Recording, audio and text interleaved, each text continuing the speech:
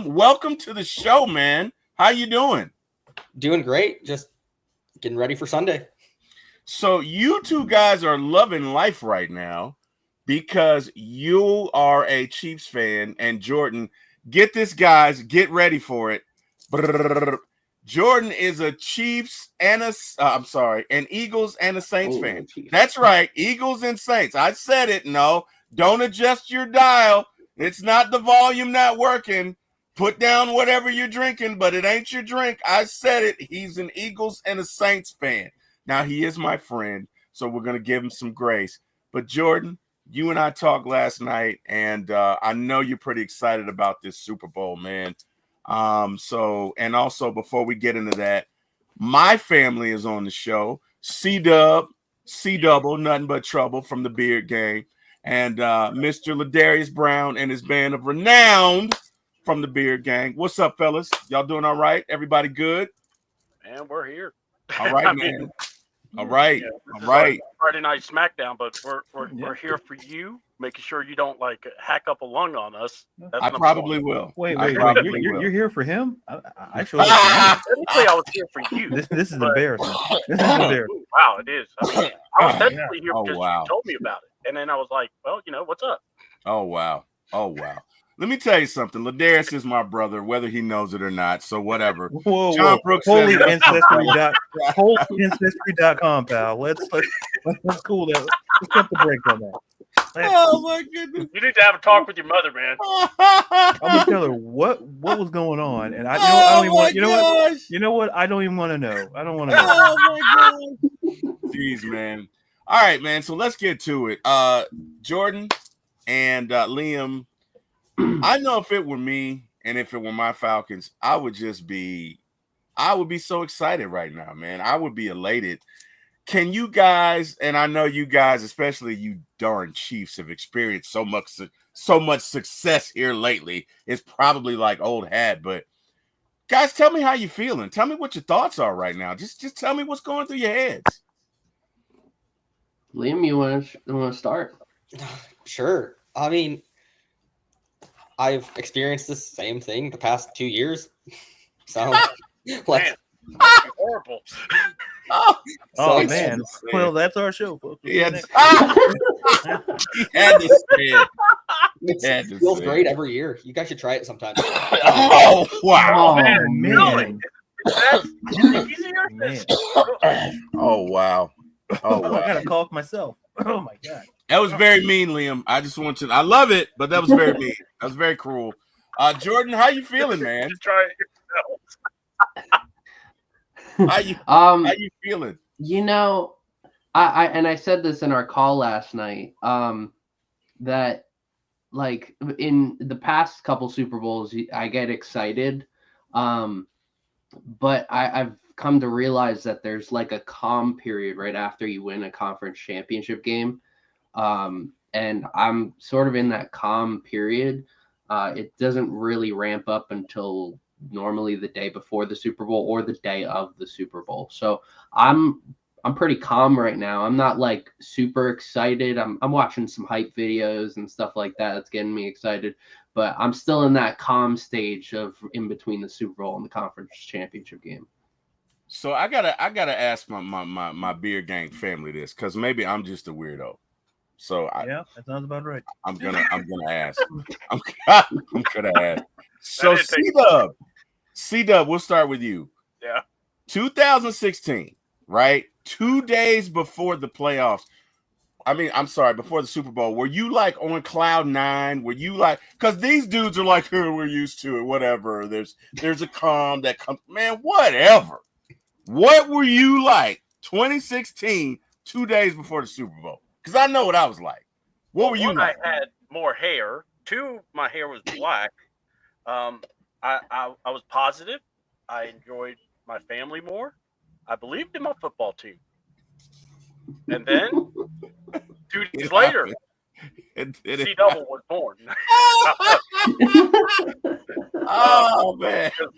I grew up and life sucks, and then you die. Ladarius, it's 2016. It's 2 days before the Super Bowl. What were you like? I gotta follow that up. Great optimism. Yeah, that's All right. tough, man. You're right. That's Whatever. tough. I did you wrong. That's tough. What were you like? I mean, I'm not gonna say my age because some people, I want to say my age because I get picked on for that on the show by a guy in the upper left-hand corner. But bro, this dude right here is younger than every. I promise you, on this show, you will not get picked on. But yet it's okay when you do it on another show. Okay, guys. I'm not saying it's okay, man. We're brothers, okay? Brothers fight. They pick We're on not, each other. buddy. We I are grew up, brothers. I grew up and you weren't there. You weren't there, okay? I pushed myself on the swing. I threw the football to myself because you weren't there. I went to Walmart to get a T-shirt and never came back. But we can talk about it another time. You went to Walmart to get a T-shirt, buddy. Okay. Oh, you probably got the two. You probably got the 2-pack of shirts for all I know. I did. Anyway. I probably did. Yeah. No. You did. You did. Yeah. You did. Okay. Some brother you are. Anyway, now to answer your question. 2016. Listen, it was a lot of optimism. It was, I was happy. I think Matt Ryan, Cloud9. We were on Cloud9. After that, but listen, going into it was a great optimism. We're facing the almighty Patriots, for one of the greatest dynasties in NFL history. So, I was feeling great. A little bit younger. Terry, I assume you were a little bit older at the time. So, okay. Well, so you got older. That's yeah. It happens. It happens. I wouldn't know, Timberland. I wouldn't know. Yeah. You had hit records and stuff like that, and it was a good time. It was a good time. It was a good time, man. So for me, right, I was, and you guys, like Jordan knows this. I'm excitable. My wife says I'm probably mentally ill, but whatever. Who cares what she says? She has a point. She has a point. Whatever. Get the little green pal. men in Get the background are there. Okay, I don't care what y'all say. They support me. So no, I'm kidding. But I was so excited. 2 days before the Super Bowl, my wife says, I don't want to hear another word that begins with Falcons or Super Bowl until the event, or I'm going to leave. Like, I drove her insane because every morning I was like, Kim, we got 5 more days. I can't wait. We're going to play the Patriots. We're going to do this. Matt Ryan's going to do this. Oh, my God. It's going to be great. And it was like literally for 4 hours. I was so excited. I could not stop talking about it. And so when Jordan was talking that bullshit last night, and he was like, well, there's a certain calm that comes over you. You know what I mean? I'm like, man, whatever. My wife had to damn near put me in a timeout. Like, if you say one more, God, I swear to God, you will sleep outside if you say one more goddamn thing about those Falcons. I don't want to hear it. So it's just, I don't know. I was excited. Like, and I'm telling you, if we ever go back, right, Jordan, you're not going to be able to stand me. Because I'm probably going to call you every day. I'm probably going to call. Now that I know Liam, fuck it. I'll call him. I'll call everybody on this panel and be like, hey, Falcons, Super Bowl. Let's go. Sunday. Let's go. Like, that's how. Bro, it is the Super Bowl. Lose my number. Never. Yeah, I'll show up at you. I'll show up in Florida at your house. And you'll see the fun police department come and take you away some cups. Okay. I'm going to tell him he's my brother. You can't get rid of me. Whatever. So if you can tase him too, that'd be great. All right, guys. All right, we got to get to it. So, Jordan tonight, guys, I'm sorry. I'm getting over. There goes that kidney. What feels like pneumonia. So Jordan has put together a kind of like a top 10 receiver list. Now, if you know Jordan's very thorough. Okay. And so he's going to give us the rules and give us what what his criteria was. Jordan is one of the best guys I've ever seen with spreadsheets. He probably could make a spreadsheet deal cards. So with that being said, Mr. Jordan, have at it, sir. So I have been putting together all-time teams, all-time lists for probably 13 years since I was, I'm 24. So I've been doing this since I was like 11. And I've at first it was sort of just looking at face value stuff, how many Super Bowls a guy wins, how many these stats they have. But over time, I've learned to adjust the rankings of like all of my all-time teams. I'm trying to build my all-time teams still. But getting sick really motivated me last week to put together my top 10 wide receivers of all time list. I knew what I wanted. I knew what I wanted to look at. I wanted to look at 5 categories. Whether a player led the league in a big 3 stat. So whether they led the league in catches, yards, or touchdowns in a given year. That also counts if, like, say a tight end led the league in touchdowns, but the wide receiver was like second. It still counts in favor of the wide receiver. If you're leading your position in that big 3. Second is awards, how many awards they won. I'm not talking about Walter Payton Man of the Year, as much as that's a great award. I'm not talking about Super Bowl MVP either, because I feel like Super Bowl MVP is such a random award. Like Malcolm Smith won. And how many people remember who Malcolm Smith is? I'm going to tell my kids about Malcolm Smith 40 years from now, and they're going to be like, I don't know who that is. Third, postseason success. This has nothing to do with the stats of the player in the postseason and everything to do with whether they won. It's more of a team success award, or not award, category. But I think it's very fair to look at a postseason success when you're trying to compare players, because that may end up being a defining factor in why they are ahead of them. Hey, fourth Jordan, category. Real quick, not to cut you off. Debo Vibes just joined us. Debo is also one of my podcast buddies that we do podcasts on Tuesday mornings and Friday mornings. Debo, how you doing, man? Doing great, sir. How about yourself? Man, we're doing good. So Beard Gang, Ladarius Brown, his band is renowned, and of course Mr. C Double, who you don't know, Jordan from Old Tegacy and Liam. So Jordan, get ready for it. Get ready for it, Debo. Jordan is an Eagles and a Saints fan. I said it, Eagles and Saints. Yeah. I know it's weird. This is very awkward right here, man. I'll tell you. But he is my friend, so we got to give him some grace. Like I say, man, I messed around and liked the guy. We had a conversation about Marvel, and all of a sudden at the end of it, I literally was like, did we just become best friends? So he's my friend. But it is weird. It is weird. And then we got Liam, who's a Chiefs fan. And we're just talking NFL tonight. So Jordan's about to tell us about his top 10 receiver list, and then we're going to go in and give our opinions on the list and what we think and what we agree with and what we don't agree with. All right. Sorry about that, Jordan. Didn't mean to interrupt you. Go ahead, sir. The Saints suck. I'm sorry. Did I say that? I didn't say it out loud. I'm sorry. I'm so sorry. I did not mean it. Oh, it's just coming out. Oh. Man, you need to chill on that, man. You don't choke on yourself. Choking on this bullshit about this Saints team. Okay, go ahead, Jordan. I'm sorry. I'm just giving you a hard time. All right. So I'm going to summarize the 5 categories that I'm going to be looking at with determining like the order. It was times leading the league in a big 3 stat: catches, receiving yards, receiving touchdowns. Awards won, postseason success, not stats, just their success from a team perspective.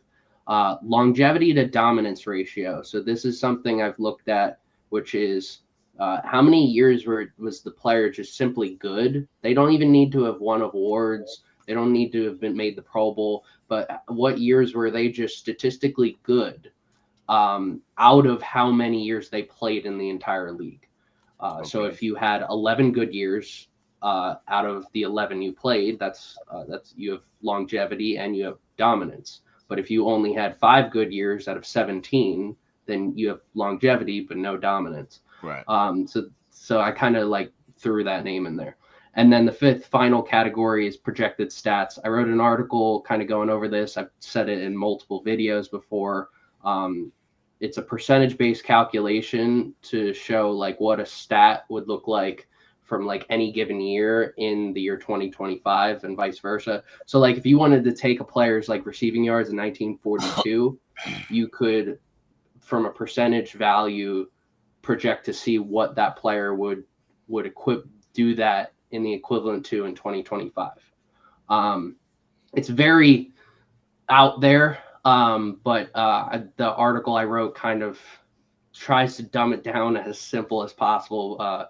It was something I thought about in a calculus, in a statistics class back in high school, and it kicked back into my brain in high school, and then I ended up making this article about it. So Jordan is a genius. If you guys hadn't noticed, Jordan is which is weird because why is he a Saints fan? Okay, I'm sorry. Anyway, go ahead. But he is a genius. But go ahead. I'm sorry, Jordan. Go ahead. So with the projected stats, before I get into the list, it helps with comparing players to different eras. So you can see how good a player would be if you took, like, say, Joe Montana and threw him into 2025. That's just any given player. So with that being said, here's my top 10 list with 2 honorable mentions. The reason I have 2 honorable mentions is because they fall in the same tier as receivers 7 through 10. So Gotcha. They're all very close when it came to this ranking. I looked at 35 different receivers. I asked a lot of people who are some players that should be mentioned as top 10 receivers of all time. And I looked at all 35 of those players I was given. I also did a lot of research, just anyone who could be in the conversation. So when I say these players rank, this is out of the 35 players that I looked at. Gotcha. So the 2 honorable mentions, number 12 is Terrell Owens. I loved watching T.O.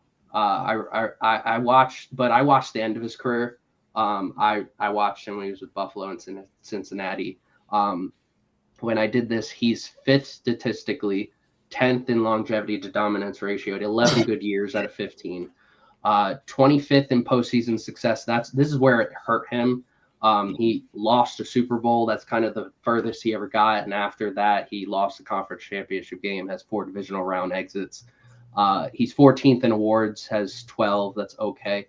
And he's 15th in leading the league in big 3 stats. He's only led the league in catches, yards, or touchdowns 3 times. So stats really carry T.O. on top of his longevity to dominance, but he's not able to crack the top 10. But he's still in the same conversation as the next few guys. Number 11, this is a guy I mentioned on the stream a couple weeks ago, Dante Lavelli. Nobody knows who he is, but he played with the Browns in the 40s and 50s with Otto Graham.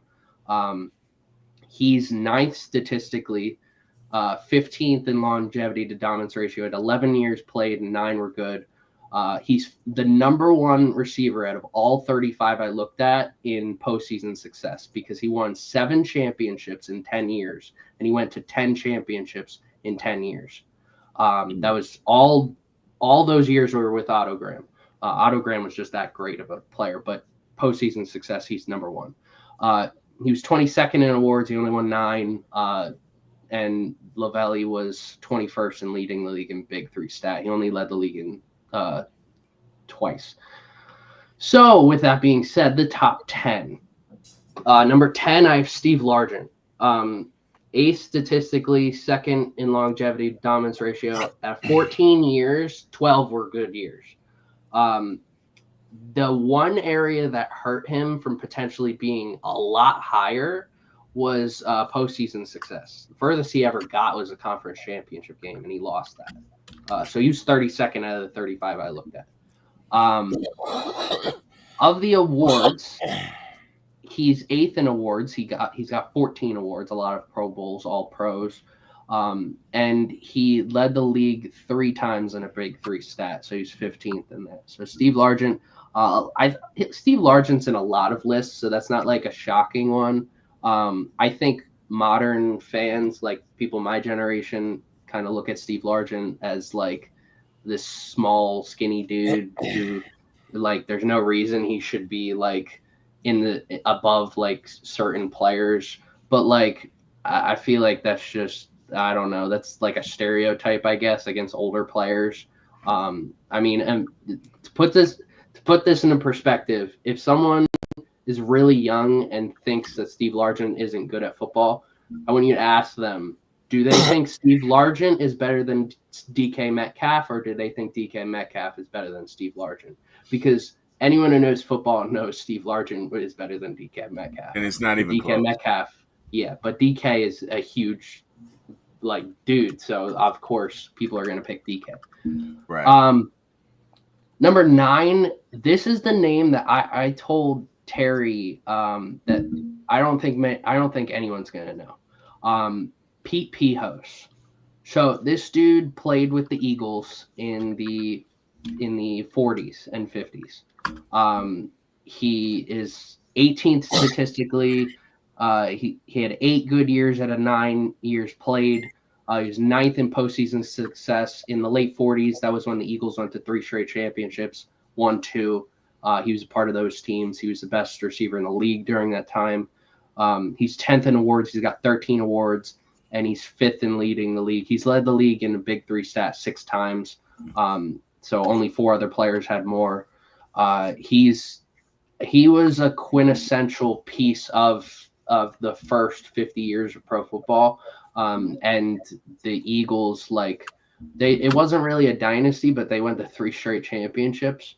I feel like on face value, some people might say this is some bias because I'm an Eagles fan, but I was very shocked to even see this PPOs this high. I kind of just threw him in there because I was like, you know what? He's got a couple championships.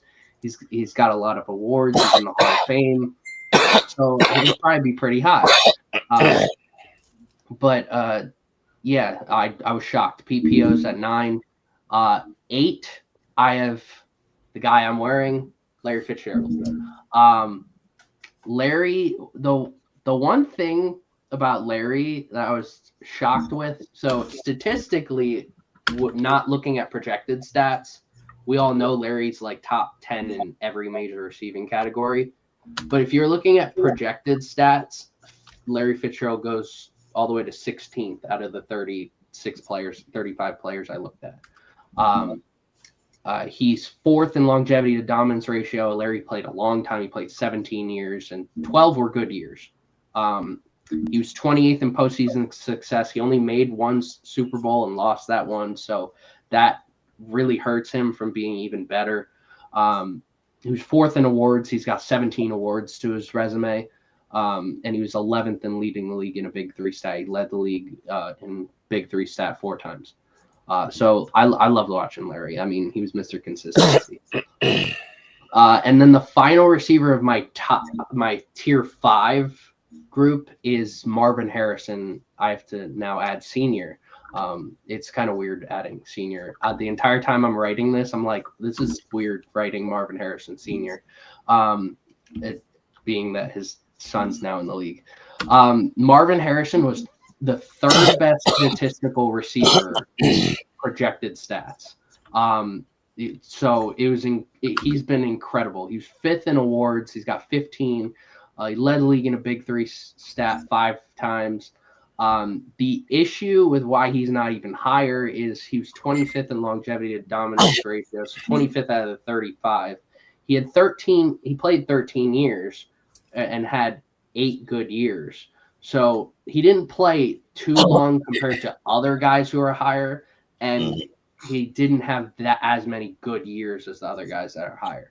And then postseason success, he did win a Super Bowl, but that was the only thing that really is added to his resume. There are better receivers in terms of postseason success than Marvin Harrison. And then we get into the top 6. This is my tier 4. So there's 3 receivers in the tier 4. Number 6, this is a name that I already know people are going to be like, what is this list? Randy Moss is 6. Some backstory. Every time I've ever done a top 10 wide receivers list, Randy Moss has always been in my top 5. This was the first time he's not in my top 5. And he's number 6. So that's some backstory. I loved watching Randy Moss. He was so awesome. He was 4th statistically, 9th in longevity to dominance ratio. He played 14 years, had 11 good years. He has 14 awards to his resume, which is 8th. Led the league in a big 3 stat 5 times, so he's 7th most. The one area that really hurt him was postseason success. That he has 2 Super Bowl losses. He really didn't have anything to like push him higher. Number 5, this is a name that I've always had at number 3 or number 4, so it was very shocking to see him at 5. And not many people know him. Lance Allworth.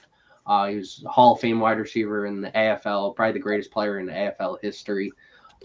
He was 7th statistically for this. He's 2nd in awards with 18. He was 3rd in leading the league in a big 3 stat. He led the league 9 times in catches, yards, or touchdowns. He was 7th in postseason success. He has 2 championship wins and 1 championship loss. The one issue with why he isn't higher is he only played 11 years and 7 were good. If he played longer and he just had a couple more good years, he would probably be higher. Number 4, Paul Warfield. Paul Warfield is, one of the greatest.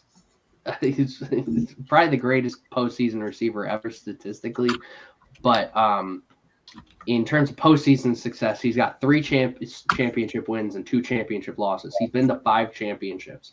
That's the second best postseason success out of the 35 receivers I looked at. He's 11th statistically, 8th in longevity to dominance ratio. 13 years, he had 11 good years. He's 5th in awards. He's 15 total awards to his resume. The one issue with him is he only ever led the league in yards, catches, or touchdowns twice. So that's 21st, tied for 21st. And then the final 3, they are kind of already in their own tiers. There's kind of no way I'm able to move them. Number 3 is Raymond Berry. He was a Colts wide receiver in the 50s and 60s. He was the MVP of what's known as the greatest game ever played in the 1958 championship game. He's 13th statistically, 11th in longevity to dominance ratio. At 13 years, he had 10 good years. He's 8th in postseason success. He had 2 championship wins to his resume and a championship loss. He's got 15 awards, which is 5th most. And he led the league 8 times in catches, yards, or touchdowns, which is 4th most. Raymond Berry was just really dominant with Johnny Unitas. That was the first quarterback receiver duo in league history that just took the league by storm. So yeah, Raymond Berry. I've always had him in my top 5, but never in my top 3. He's always been 4 or 5. And now I want to explain this. The gap between number 2 and number 3 is a larger than the gap between 1 and 2. The number 1 and number 2 receiver are like over here, and then everybody else is like way down here. So to just put this guy at 2 and Raymond Berry at 3 is not showing just how big of a separation there was when I was looking at all of this. Number 1 and number 2 were very close, but it was pretty set in stone who's number 1. Number 2 is Don Hudson. I've always had Don Hudson as the number 2 receiver of all time. When I looked at this, statistically, he's first all time. Now, in all projected stats, he's number 1. He's number 1 in leading the league in Big 3 stat. He's led the league 24 times in catches, yards, or touchdowns. He's 2nd in awards with 18. He's 5th in postseason success. He has 3 championship wins to his resume and 1 championship loss. And he's 6th in longevity to dominance ratio. He played 11 years, and none of them were bad. All of them were good. 11 out of 11 years were good. I only had 2 receivers who were top 10 in every single category, and this was one of them. And number 1, is not really a shocker unless for some reason you want to be different. Jerry Rice is number one. Jerry was second statistically to Don Hudson. He's second in league leading stats. He's led catches, yards, or touchdowns 15 times, which is second to also Don Hudson. But where Jerry just dominates everybody is his longevity to dominance ratio. He played 20 years and 16 of them were good. He's first in awards. He's got 32 awards to his resume. And postseason success, he's third. He's got 3 Super Bowl wins and a Super Bowl loss. When I did this, it's all averaged out based off the 5 categories, like where they rank. And Jerry Rice and Don Hudson are just 1 and 2. I have a hard time believing that anyone has a solid argument for why any of them shouldn't be in the top 10, never mind the top 2. So, this is something I've worked on for a long time, just figuring out what the criteria should be. And me getting sick last week kind of put this list into fruition. So, these are my top 10 plus 2 receivers of all time. All right, I'm going to throw it out to the panel. And just to review, we got Jerry Rice at number 1, Don Hudson at number 2, Raymond Berry at number 3, Paul Warfield at number 4, Lance Allworth at number 5, Randy Moss at number 6, Marvin Harrison Sr. at number 7, Larry Fitzgerald at number 8, Pete Pihos at number 9, and Steve Largent at number 10. Mr. Liam. Oh, we got to hear what Mr. Liam has to say. Give us your thoughts. Hold nothing back. I mean, for the most part, I like the list. Like, the only thing, though, is Randy Moss being at 6. I feel like there is an argument to make him higher. Like, yeah, he may have lost those 2 Super Bowls, but he at least made it to championships. So that's really the only thing that I have is I feel like could have an argument for top 5. Okay. All right. Fair enough. C-Dub. Yeah. Give me your thoughts. I will say this. I thought Jerry Rice should have definitely been number 1. And a lot of people, heck, I didn't even watch because, I got into it like maybe early 90s, early or late 80s maybe I got into it. So a lot of guys from that era, where would you – I was going to say what because I remember Andre Reed. There was a lot of good players back then and that I didn't hear. So it's like I'm wondering, what about Andre Reed from the Bills? What about and I know they lost 4 straight, but like you also had Rod Smith, you had Eric McCaffrey. There's a whole lot of receivers that played, and if you're trying to remember them all, good luck. I think your list is pretty spot on. Okay. All right. Good deal. Ladarius Brown, the man of renown. What you got, sir? What say you? Listen, I'm kind of on the same wavelength with, I'm surprised, Randy was 6. I understand given the criterion and everything. And I was kind of curious where like guys like Art Monk and Andre, I was curious because it's, I was kind of curious about that because I know I believe Art Monk won. I believe it was a 1 or 2 with Washington. I'm not entirely sure, but I think it's a great list. I think Jerry Rice, you can't argue, is 1, but like I think about guys like maybe Chris Carter's not in it because I think probably the postseason thing probably would have dragged that down statistically, but all in all, I think it's a pretty solid list. All right. Thank you, sir. Mr. Debo Vibes. Yeah, it's an interesting list. I mean, it does fit everything with the criteria. That's a decent list right there.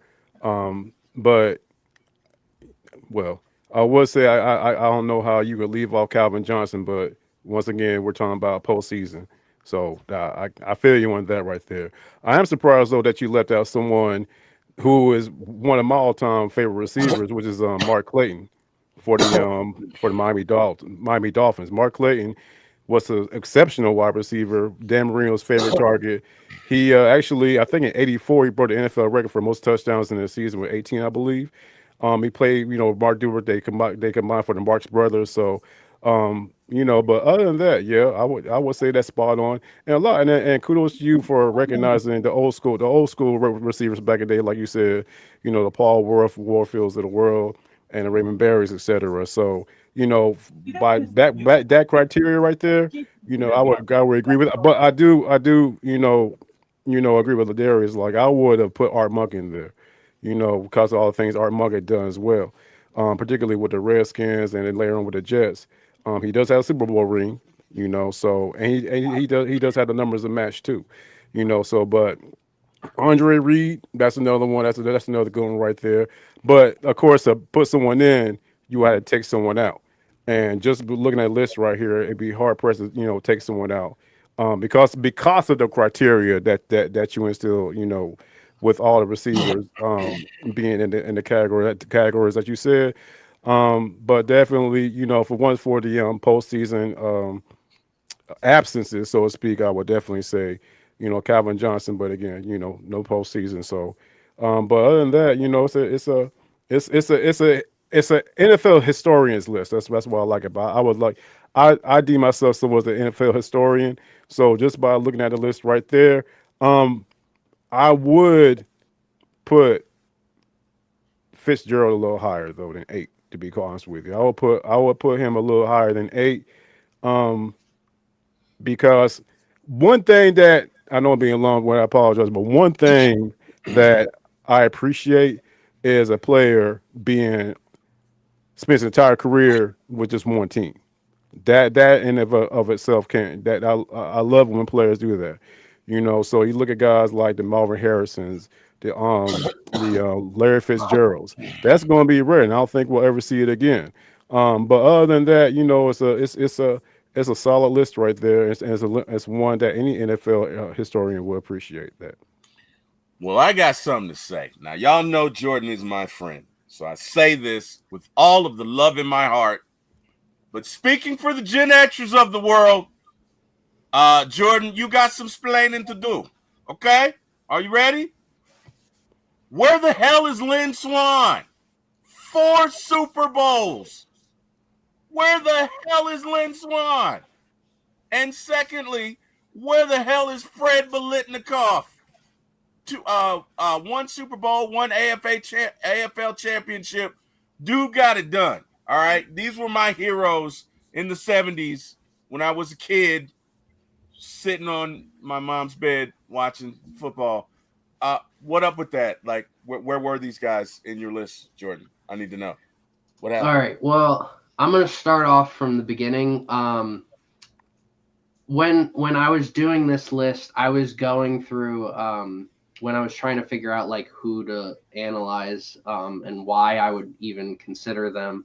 I took in postseason success into consideration. I looked at just in general who's top 10 all time in yards and went down the list. So a couple guys I did not look at that were mentioned. I didn't look at Andre Reed because I know that his projected stats aren't going to be that high. He's got 4 Super Bowl appearances, which put him maybe average in terms of postseason success because he didn't win any, but he went to 4. So he'll probably be in like an average category. In terms of awards, he doesn't necessarily have the most awards.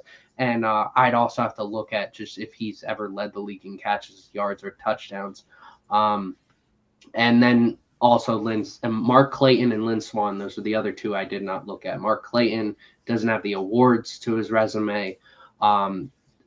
His projected stats would not be very high. And doing this for so long, you kind of can see where a player's projected stats to 2025 would look like. Okay. And Mark Clayton would not be, I don't think he would be in the top 30. And on top of the awards, on top of the postseason success too, compared to other receivers. Not saying any of these guys didn't have success, but compared to the long list of other receivers, it's just not there. And then Lynn Swann, I didn't look at because his postseason. I thought about doing Stallworth and Swann because 4 Super Bowls. They would automatically be probably top 5 in postseason success. Mhm. The issue is I don't think projected stats, they would be very high. They didn't lead the league many times in those big 3 stats. And they frankly didn't have the awards compared to other players. So those were probably the 2 names that I'm probably thinking about doing next when I'm like analyzing my list. But other guys, Chris Carter, I looked at Chris Carter, I have at 14. So when I say these other players, it's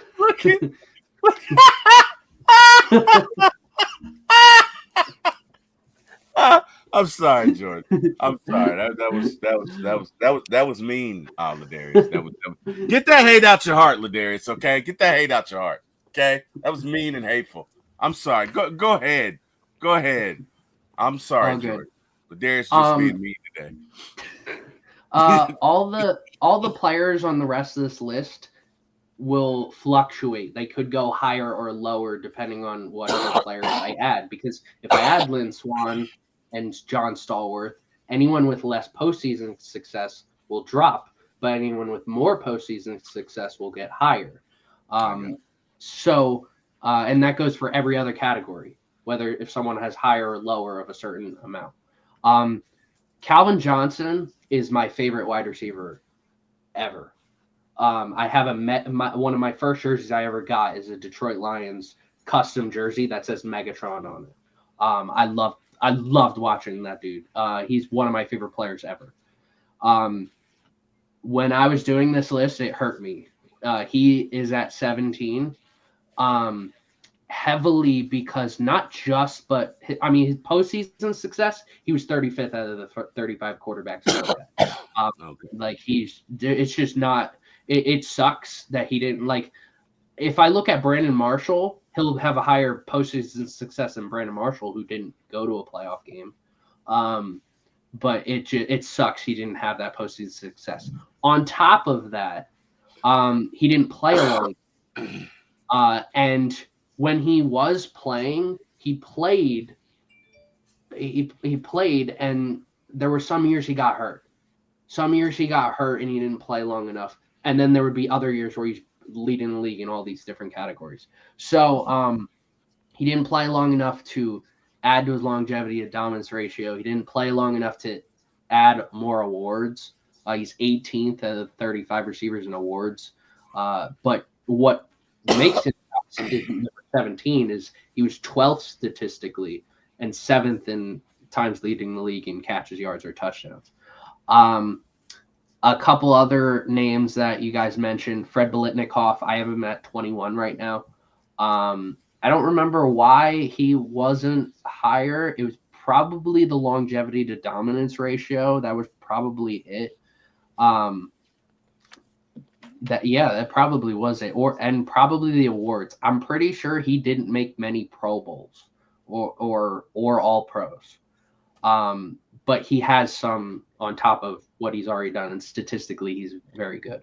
Art Monk, out of the 35 receivers I looked at, I thought he would actually be a shocker to me and like be really high. But out of the 35 receivers I looked at, he was 31st. I think maybe he had the longevity to dominance, but I think maybe it was the awards. He's got the postseason success. I think statistically his numbers just don't project very well to the NFL today. So they don't significantly increase to this year. So I don't I thought he would have been higher. I was looking forward to that one. I was like, you know what, Art Monk's probably going to surprise me, but he didn't. And then one name I'm going to throw out that you guys didn't mention, but I will anyway. I did look at Julio Jones. I think it only made sense. I looked at 3 active players, and I looked at a couple of names like Antonio Brown and Julio Jones. Julio was 30th of 35. That a lot of it had to do with he didn't have a good longevity to dominance ratio because he was hurt a lot. His receiving touchdowns killed him in the projected stats. Like outside of touchdowns, looked great, but if you factor in his touchdowns, it really killed his whole stat line. So he's got the awards. He's gonna go to Hall of Fame one day. But yeah, that's where Julio ended up. All right, guys. Well, it's time for a bit of a shift here. This one is going to be Falcon centric. Now, Kirk Cousins went on Good Morning the America. Jesus Christ, Good Morning America, and had a little conversation. And we're going to do this twofold, right? So we got our Falcon compatriots here, the 4 of us, and then we have non-Falcon. One Saints guy. Shh, don't tell anybody. Then we have non-Falcons guys, right? And I'm going to ask the non-Falcons guys what they thought of it and if there was a party foul. And then I'm going to bring it home with the Falcons guys, and we're going to talk about it. So Kirk Cousins goes on Good Morning America. Now, to set the scene, in week 10, I believe, versus the Saints, Kirk Cousins got his right arm bent back, and his elbow and shoulder were damaged. The next game, he was listed as, partial, optional. What is it? What's the classification when it's you might play, you might not? What is that? Questionable. Probable. Thank you. So he was listed as questionable for the game after that, but after that he wasn't mentioned again. When they asked him about it in the media, he was like, no, I'm good. I'm fine. I'm fine. I'm fine. I'm good. I'm fine. I'm good. I'm fine. Then this week, he goes on Good Morning America and says, oh, no, my arm, my elbow, and my shoulder, my neck and my back. No, my elbow and my shoulder were really hurt. Okay. And they were. For all intents and purposes, anybody who watched the Falcons last year could see Kirk getting no velocity on it from week 10 throughout the end of the season. So I really think his shoulder and or elbow were impacted. I don't know if they needed surgery, but they were definitely hurt from that. But this was after lying to the fans and the local media. You go to the national media and you make a statement like that. Not only that, but you had the Falcons brass in on your lie because they were like, no, he wasn't hurt either. So the question that I have for you, Liam, and for you, Jordan, is if this were your team, would you look at Kirk as being disloyal for basically airing dirty business out there to the masses? Give me your thoughts. Liam, you want to take this? Sure. I don't know a whole bunch about it, but like, if it was, say, like Mahomes was dealing with injury and then blatantly like lied about it, and I feel like I would be a little upset, especially if you're saying you're fine and then you can't get any velocity and your play as a whole is impacting the team. So I feel like you have to, I guess, kind of man up and be like, yeah, I'm not okay. So if you're hurting the team, then it's kind of hurting just the whole city and just affecting the whole morale to it. Yeah, I mean, I've seen a couple. Thank you, I haven't seen Drew Brees do that. But I've seen a lot of Eagles quarterbacks do that. I've seen Vic go out there, play hurt. I've seen Wentz go out there, play hurt. I've seen Jalen Hurts go out there and play hurt. And because it's kind of one of those things that in Philly you gotta man up. It's sort of this like awful notion of like you gotta man up for the city. And I mean, some guys go out there. I've seen Jalen go out there with an injured shoulder and throw a game-winning touchdown against the Bears. And I've seen Carson Wentz go out there hurt and toss a couple interceptions and lose us the game. So it's one of those things that like they should have spoke about this earlier. You shouldn't have waited this long because I do think it did some damage, especially with like with my situations with Hurts and Wentz and Vic. They were already the starters. There was nobody behind them to like come in and be the future of the franchise. Cousins gets hurt.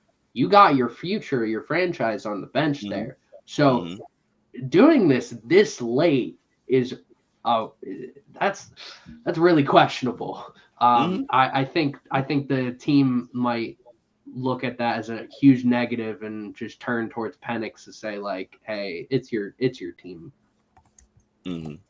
Good deal. All right.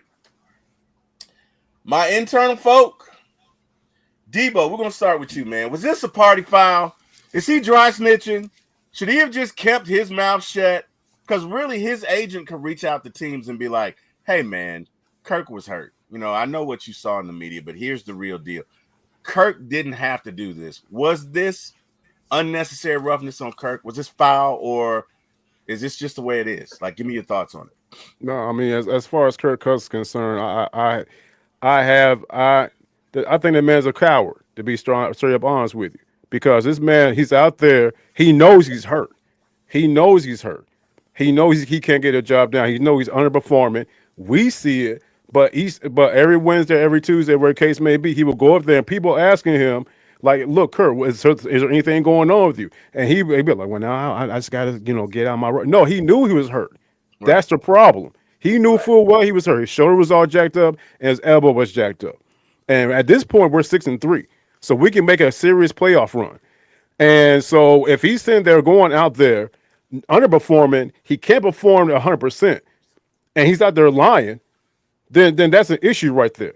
And we all see it. But for him to come out on Good Morning Football or whichever platform, I think it was Good Morning Football. So for him to go out there, he's like, yeah, I was a little, the elbow and shoulder and this, that, and the other. Then consequently, you sit there and lie to the entire Falcons fan base. Period, point blank. And the thing about it, and the reason I think he did was because he knew Michael Penix. Once Michael Penix got in there, Kirk Cousins will never see the field ever again in a Falcons uniform. Yeah, and that's why he kept doing that. But in the process of him doing that, he's killing our team. Yeah, no, he's killing the team with 2. Yeah, bro, the team with 2-6. I agree wholeheartedly with that last point. Okay, and I made this point on an earlier show. My wife and I have been married 30 years. If my wife and I, if we were dating and she goes, oh, I'm dating this other guy. Let's call him, I don't know, Shamar Moore, who's, one of the most handsome men on the planet. If I let her go out with Shamar Moore, it's over. Okay? It's over. She ain't coming back. No, she ain't coming back. Okay? Zach, Mariah, and Maya never even happened because she belongs to Shamar now. Okay? Hey, wherever you are, Shamar, hey, man, good for you, bro. But Kim's mine. You can't have her. But in all seriousness, I agree with you. I think that was a part of it because I think Kirk knew that once people see that arm and you let Penix get in there if you want to, he wasn't coming back. My question to you, however, is the Falcons had to know. They have doctors. Mm-hmm. They have doctors who are very thorough. They had to know the extent of his injury. They had to know it. So my question for you was, and yeah, I think it was foul on his part, but I think the Falcons knew it. And if they knew and still didn't make the decision, what are your thoughts on that? I can't see. I'm under the impression that, like you said, team doctors and everything, and I'm under the impression that Raheem Morris went to Kirk Cousins and asked, like, look, how bad is it? Can you still play? And I think Kirk Cousins said, yeah, coach, I can still play. At that point, all Raheem Morris can do is go by what the quarterback is telling him. He don't know, he doesn't feel the pains or discomfort of his own quarterback. He's listening to the doctors, but at the end of the day, you have to ask your quarterback, can you still go out there and play? Because now I got to sit you down. If he's sitting there saying, yeah, coach, I can still go out there and play, then Raheem Morris, I think, he'll be like, okay, go out there. I can't see them knowing the full scope of his injury and still letting that man go out there and play. I can't see that. If that's the case, then no, somebody has to go. Somebody has to go. You want to go out there and trot out a broke down quarterback who's getting killed out there, bro. He's getting killed as it is. Each time he says he's fumbling the ball. You know what I'm saying? So it's like you got a rookie quarterback waiting in the wings, and the entire and there are players and personnel saying in practice, Michael Penix is just eating Kirk Cousins' lunch. He's the dude. It's not even close. It's not even close. Yeah. So, but like I said, the only way I can see them still letting Kirk Cousins play is that he was telling them, "I'll be all right. I'll be all right." Until finally said, "No, you're not okay." But by the time that happened, there's 3 games left. Yeah. So you know what I'm saying. So it's a wrap. So if the Falcons indeed knew that you know what I'm saying there was something going on with him and they didn't do anything about it, then shame on them. That's crazy as hell. But which is a possibility because we all remember those press conferences that Raheem Morris said, "Kurt's my guy. He's my guy. That's my guy." And he's swerving down. Kirk Cousins will get out of his funk and make things happen. That couldn't happen because that injured elbow, injured shoulder. Debo, you know what? I just had a great idea. So, hey guys on the show, are you guys okay if we give Raheem Morris a call? Are you guys okay with that? Seriously, are you guys okay if we give Raheem Morris a call? You guys aren't going to say anything?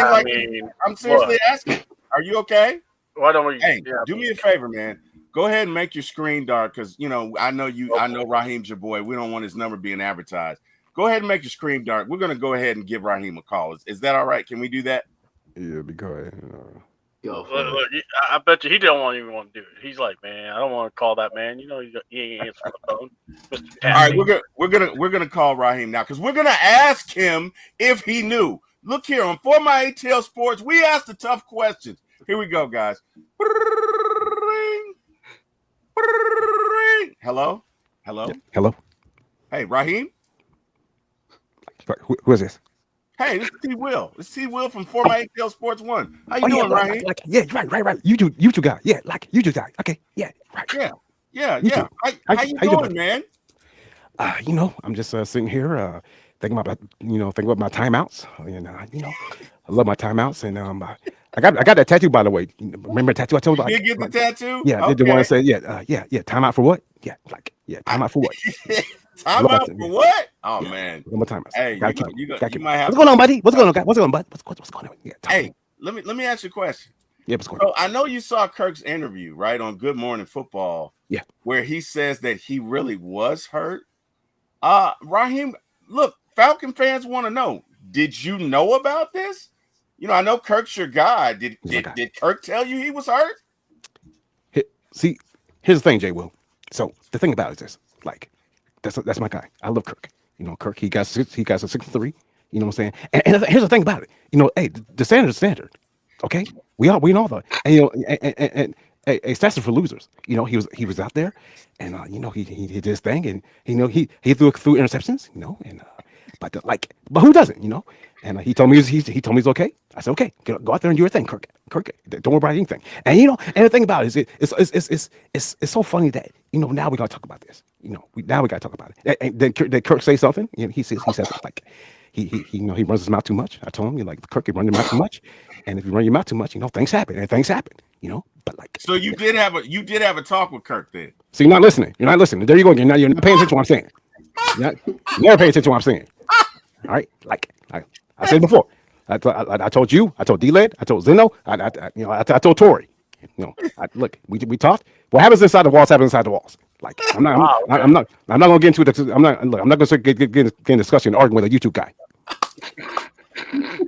Raheem, I don't know why you're getting mad at me. I'm just saying what Kirk said, all right? We're friends, Rob. I don't ever want to fall out with you, Rob, but Kirk said what he said, man. I'm just asking, like, Was this a collaborative decision? yeah, this is a good point. Was this a collaborative decision, Rob? Okay. Now I'm not gonna have you guys team up on me. Okay, that's not what's gonna happen. All right? I'm not gonna team up, right? Right. You know, I told it like I told the guys in Jersey. You know, man to man. Okay, all right. AB conversation. See your way out. Like, okay. But Kirk told me he was okay, and that's my guy. Kirk says he's okay. He said a little minor issues. That's okay. He's my guy.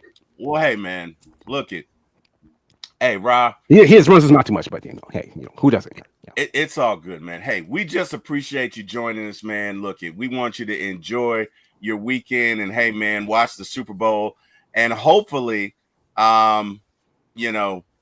next year this can be us in the Super Bowl. So, hey, thank you for joining us, Coach Rob, and have a great day, man. Thank you so much, bro. Super Bowl? What's that? What's Super Bowl? The thing that we'll never get to as long as I'm a head coach. Is that what you're talking about? Okay. I got to run, buddy. I got to run, buddy. All right. Thanks, Coach Rob. Yes, sir. Yeah. Thank you. All right. Wow. Coach Rob, ladies and gentlemen. Hey, man, thanks for getting him on the phone, Debo. Really appreciate that. Absolutely. C-Dub. I got to say one thing right quick, man, in reference to Kirk Cousins.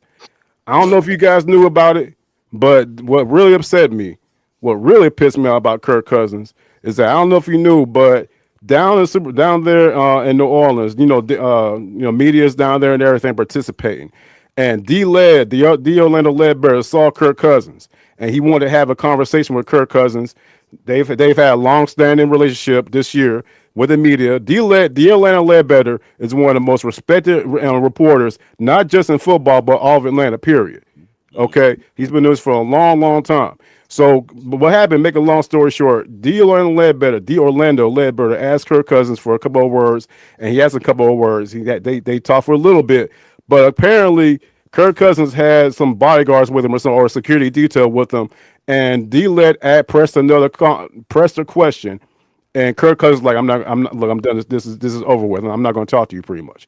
The security detail or whoever was with Kirk, he's like, this is not media. You cannot ask him any more questions. And D-Led was like, I know Kirk Cousins. I don't know why he's acting like he don't know me type of deal. I just want to talk to the man. And Kirk Cousins basically walked away from D-Led and had no words for him. Now, you got to keep in mind, this man, when everything was going all good, him and D-Led, he's telling D-Led everything, have smile and everything. He knows who D Orlando Ledbetter is. Right. He knows who he is. And for him to sit there and treat D-Led like that I'm done with him. He's dead to me. You know what I'm saying? So, and I'm not going to talk about the whole thing where he took off his he was wearing a Falcon shirt during one of his events, and then he put a black shirt over it so no one saw the Falcon. Hey, if you don't want us, we don't want you either. It's good riddance. That's how I look at it. And I touched on that in one of my videos. It's a wrap, bro. And like I said, for him to do what he did, to put this season in jeopardy, knowing that if all we gotta do is simply put the younger kid in there to ride out and just win one more game. Yeah. Had we just won one more game, we would have been in the playoffs. That's it. And for him to be that selfish to go out there and play as hard as he was. And I get what Jordan said about, hey, you got to go out there and play, the Vic, you know what I'm saying, and Jalen, all that. But those are certified starting quarterbacks without nobody behind them who can do better than them.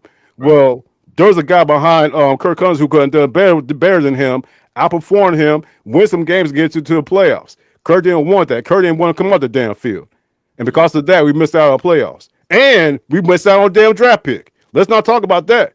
Yeah. So, that guy's dead to me. You know what I mean? So, but it is what it is, though. Woo! Well, hey, man, I just don't want you to hold anything back, Debo, okay? I need you to, man. I appreciate that. Let us know how you really feel. Let you know how I really feel, huh? Yeah. Oh, wow. C-Dub, I think you got out C-Dub. Like, I think he took all of your angst and all of your anger and put it into that take. Like, you're like a cuddly kitten right now. Like, I don't know, but give me your thoughts. Really? Just wait, because I even had people calling me a racist Oh, for my opinion. we're So not. now, We're not gonna. oh no, we're not going there. But I am going to go in because this doesn't just affect Kurt. So, how collaborative is this decision? And Who that's a good knows what? question. That is a good question. Raheem That talks is a good about question. collaborative. Mid-manager, the what's called the store manager, who's really not the store manager. He's more like the replenishment manager. Doesn't really know how to run the store. He just think he could talk to everybody and forget to do his main job. That's what we're dealing with. Because when you ever ask Terry a question, and the two gentlemen that are not Falcon fans, let me open the portal of hell for you. You say, who made the decision? This man will look you in the eye and go, well, it's collaborative. Okay, who's part of that decision? We are. Okay, look, Yoda, could you tell me who is part of the collaboration? Because obviously you're not the one that says, I did it. We get it. So I look at Terry. I look at Raheem. Guys, does Raheem need to wear glasses? I got a pair. Because we watch practice or walkthroughs. Question, when the heck are we ever going to ask the question of, what were they watching? I mean, did they just see Kurt and Kurt's like, I'm not really feeling up to it. Okay, that's cool, Kurt. We got you back. Way back here. Because we were going through walkthroughs. We weren't practicing, it looks like. Brian Fitterman brought that up. A lot of guys were bringing that up. And then the question I had, if Kurt, because if he goes to the training staff for any treatment, they have to document everything. Well, we watched in the NFL quarterback, and a lot of us talk about how we really respected Kurt. But here's the question. How many times did he seek treatment outside the team? And here we are again. I'm going to tell you, Kurt's a con man. And if anyone wants to tell me, oh, man, no, C-Dub, you got to give him a chance. No. Chances, no. You could go, take a hike. I mean, I lived through 28-16. I don't care. All right? When I look at Kirk Cousins, he is not Matt Ryan. He does not deserve the latitude. Like D. Led, trying to talk to the man. Yeah. Here is your chance to try to smooth things over. And now you're going to give him the cold shoulder. You're going to give him the Heisman. My thing is this. If you're a man, own up to your stuff. All right? You could tell us everything you want. I am tired of being lied to and being BS to. And that's what this organization has been. They are jokes. The other thing that no one's talked about, Terry Fontenot didn't show up to the Senior Bowl. Right. Terry Fontenot wasn't scouting nobody. Oh, but every GM was there or contacted Mr. Nagy. Why did Jim Nagy feel compelled to point Terry out then? That's pretty awful. When you have two teams in the Super Bowl, three teams that don't have GMs, but we're the only one that decided not to go. And again, I look back at this. What really bothers me isn't Kirk Cousins that said what he said. Oh, Terry, remember what we were talking about when Koo was hurting? If you're covering up for a kicker, yeah, why would you be, why are we covering up for a kicker? Oh, and now we have a quarterback. Why are we covering up for a quarter? To me, this is John, John Harris's famous quote, guys. You fart in an elevator, everyone gets blamed for it. And that's what the Falcon organization is. And that's a collaborative effort. Yeah. I'm not going to go that far. I will talk to Mike Smith, too, for for you. Yeah, what I will say, number one, I think Marquise, the special teams coordinator, is coaching one of those teams down there, right? So there is a Falcon contingent down there now. Again, I don't know why Terry's not down there, but there are Falcon personnel down there, and they are evaluating folks. And look, in my humble opinion, should Kirk have come out and said that? No, he didn't have to. I definitely think Kirk probably has some feelings about initially them drafting Penix. I think that he felt like he was lied to. But he did not have to come out and do it. I understand why he did it, right? Mm-hmm. You put that out there because what you're really saying is, look, the reason I didn't perform last year was not Father Time, as most of you think. The reason I didn't perform last year was that I was injured, but he didn't have to. His agent could have done that. His agent could have done that with teams in the background, and he could have done a workout for folks if there were still concerns about it. But either way, just wanted to know, look, I think they're both wrong in some areas. I think they're both right in some areas. At this point, it looks like Kirk is doing what's best for him, and the Falcons are doing what's best for them. And, hey, man, at this point, we just move on. So, next topic. We could get a trade out of it because because of the salary hurt, because we're not looking good in the salary cap. No, we're not. I think we're going to what was I saying? Yeah, I think he's trying to get released. I think that's the other part of this is he has more leverage if he gets released. And I think that's the goal. But anyway, guys, we're going to move on to Super Bowl predictions. So, because our two non-Falcon fans have teams. I mean, there's the competitors, actually. We should do like a 2-2 where they're like facing each other. It's like, all right, guys, give us a promo and tell us why. How do we do that? How do we do the 2-for-2? I'm trying to. I don't know. I mean, maybe you just move yourself and just kind of but honestly, we're still here. So it's all good. Don't worry. We know who's who. All right. So, hey, this is probably the best I could do. I got them next to each other. Super Bowl predictions, guys. Super Bowl 59. The Kansas City Chiefs versus the Philadelphia Eagles. I want to hear some shit talking. I want to hear who's going to win. I want to hear what you're going to do to the opposing team. And because right now the Chiefs rule the world and I'm still pissed at them, we're going to go to Jordan first. Jordan, give me your thoughts. What are your Eagles going to do to these guys on Sunday? And what will the refs allow us to do? We're going to win. Not enough passion. We're going to win. No. I'm 27-17. No. We're going to win the Super Bowl. No, that's not enough. We're going to beat a dynasty. No. I need an angry run. I need you to do it angry. I need you to tell me, what are you going to do? My voice doesn't allow me to do that. Oh, damn. I forgot. You just as sick my as voice I am. don't do Okay. my voice don't allow me to do that. I'm wrong for that. I'm hype off this cold medicine. I'm sorry, guys. All right. Well, Jordan, in your best kick-ass, I got a cold voice. What are you going to do to those Chiefs? We're going to beat them. We're going to win the Super Bowl. All right. That's it.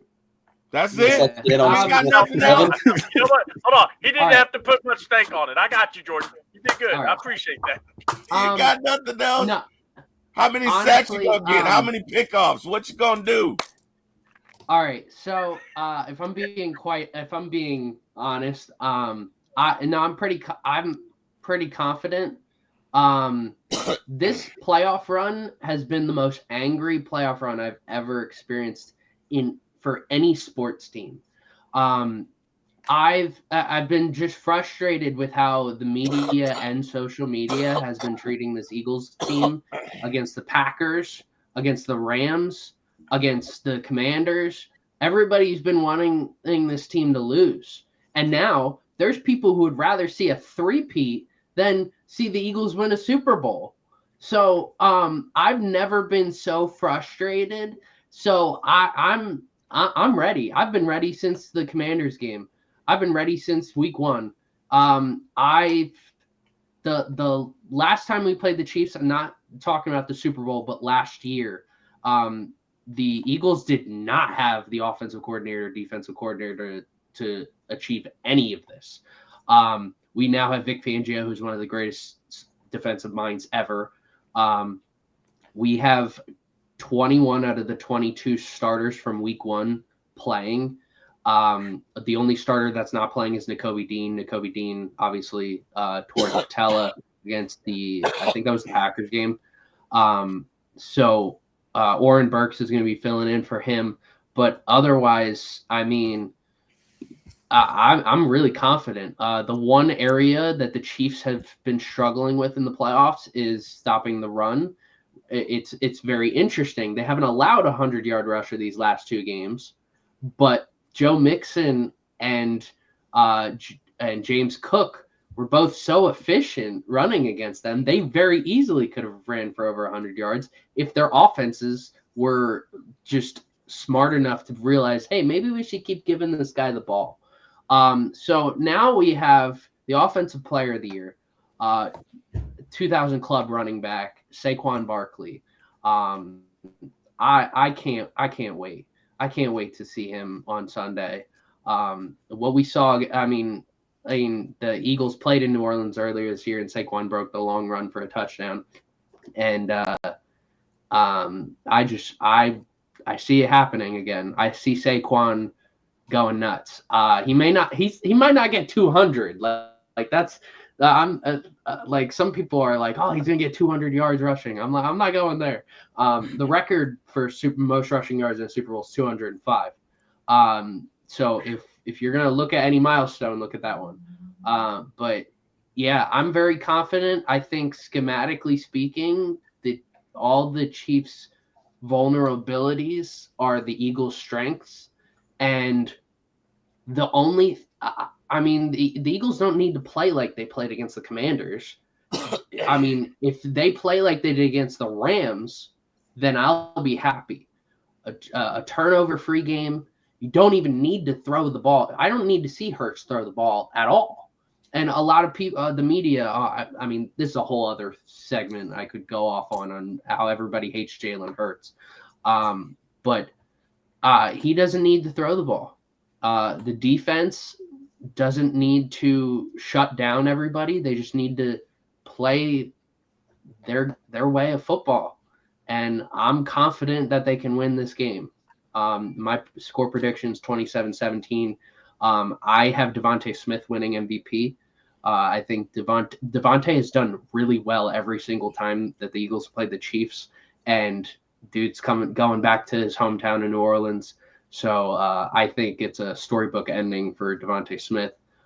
Yeah, I'm very confident.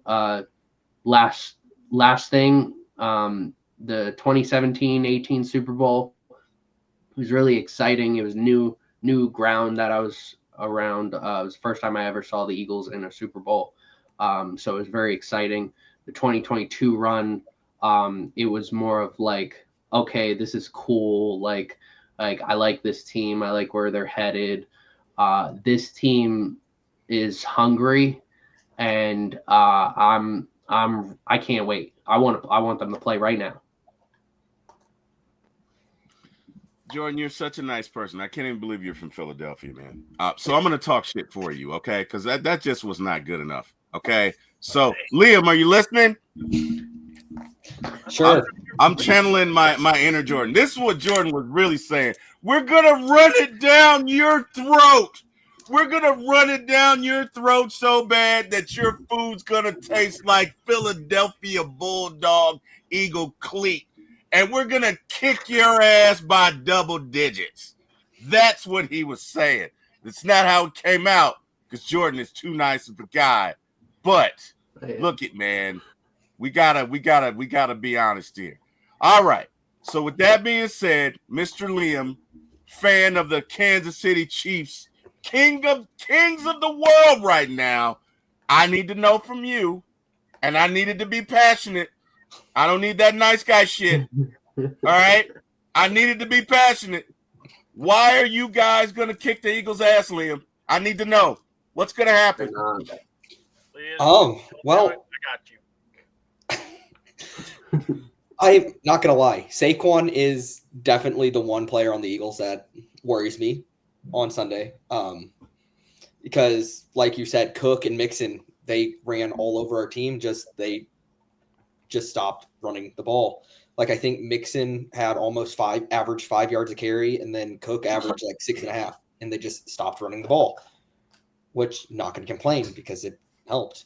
So yeah, if the Chiefs can somewhat just hold Barkley, like not shut him down, you're not shutting him down, but just hold him to just an average game for his standards, I'm confident they can win. I feel like Super Bowl time, Patrick Mahomes, Travis Kelce, Taylor Swift, they all are just different coming in the Super Bowl.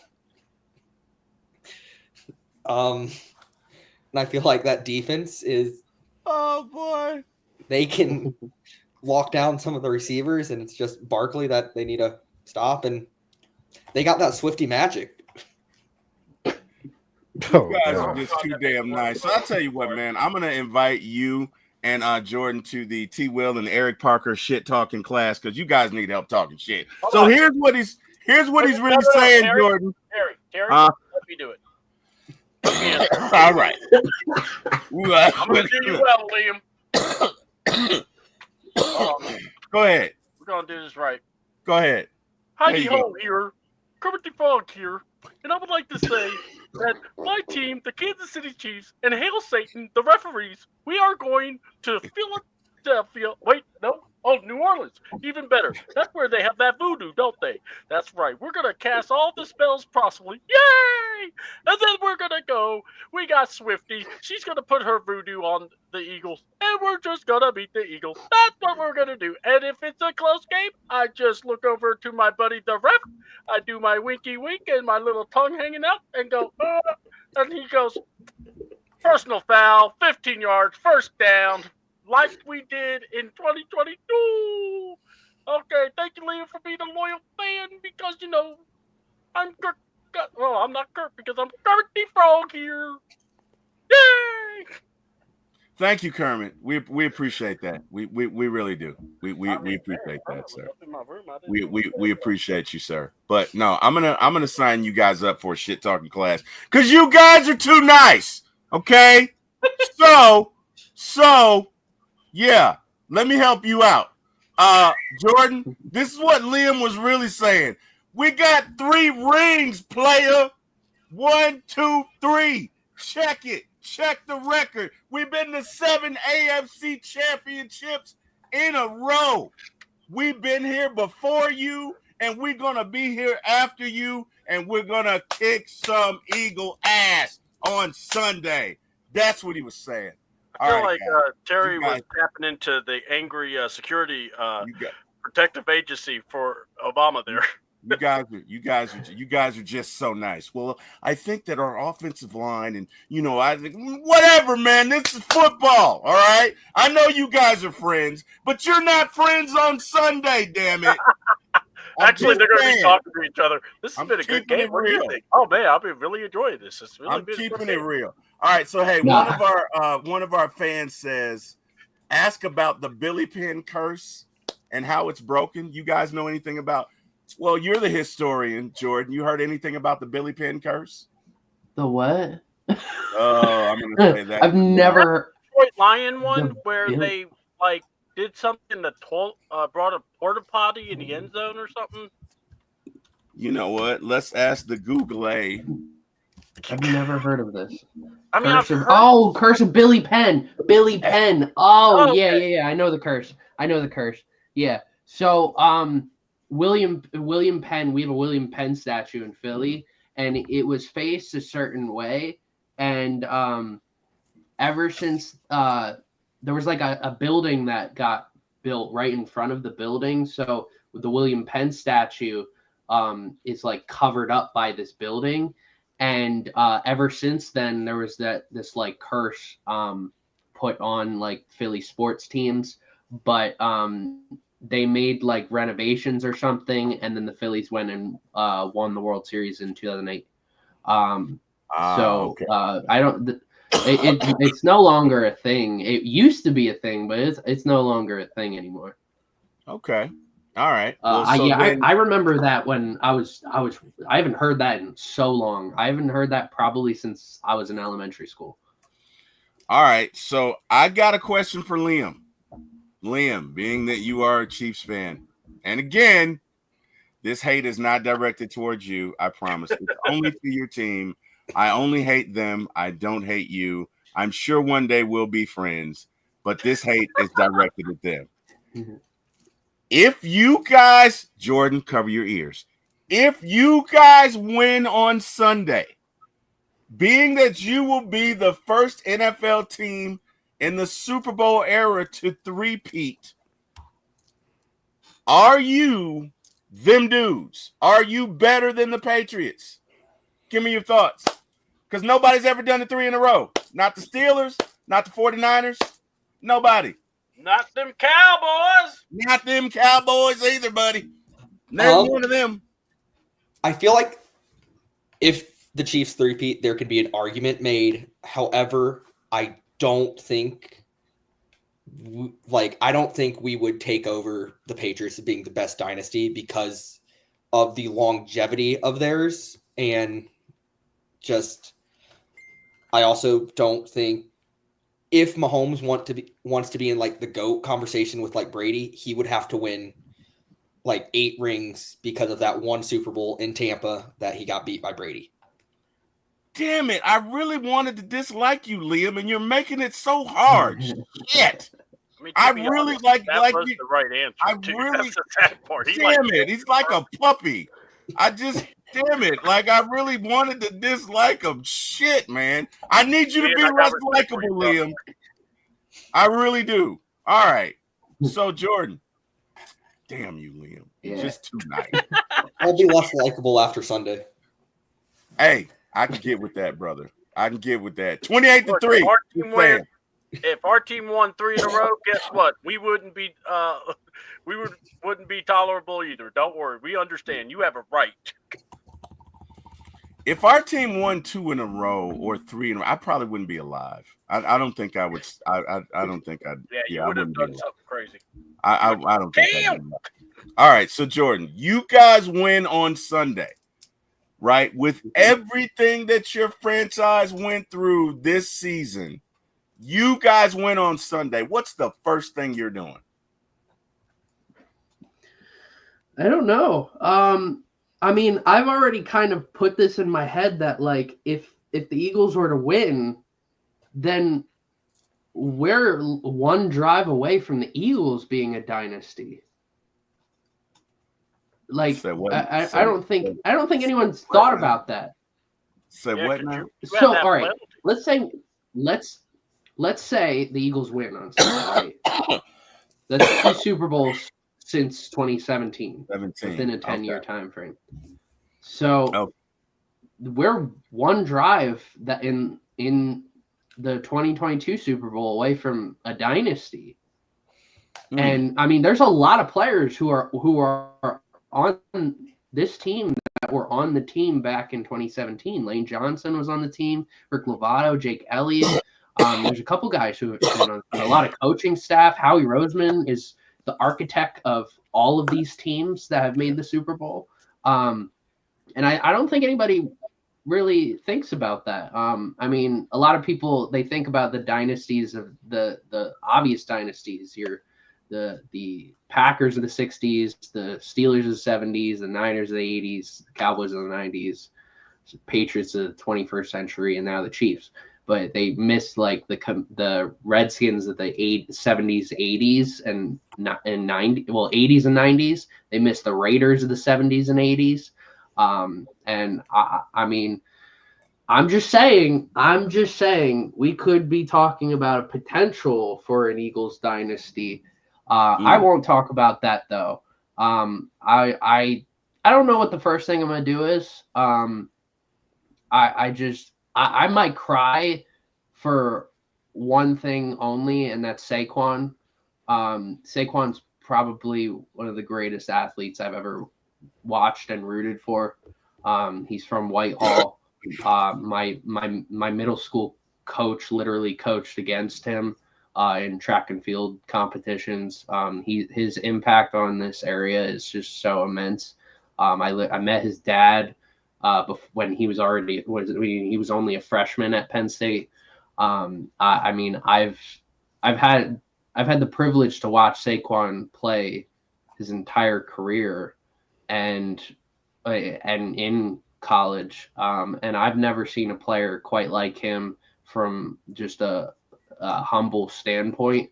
And he never wants like the big contract. He just wants to prove his doubters wrong and be the best player that he can be and win. Most importantly, win. And I think that's what makes Jalen and him such a special combo that I don't think in NFL history you can find a combo quite like Jalen and Saquon from a mentality standpoint. So I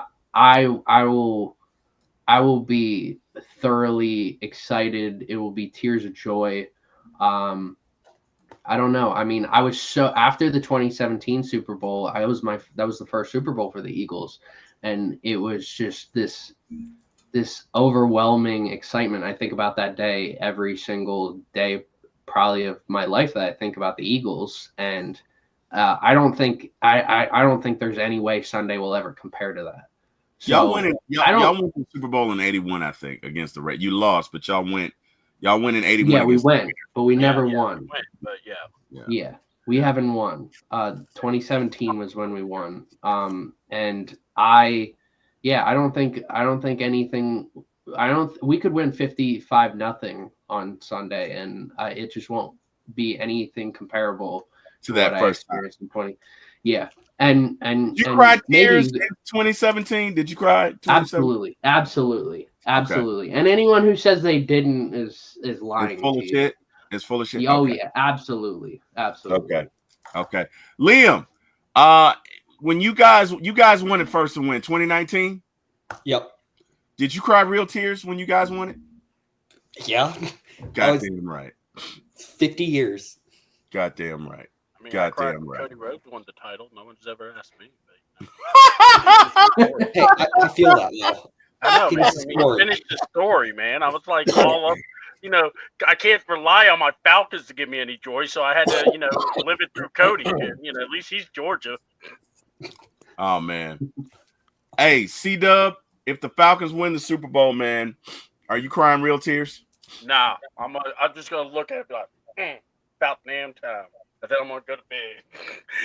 I mean, probably will. You're not gonna cry real tears if the Falcons win. I don't know. You're not gonna think about 2016, 28-3, and be like, it's more like this.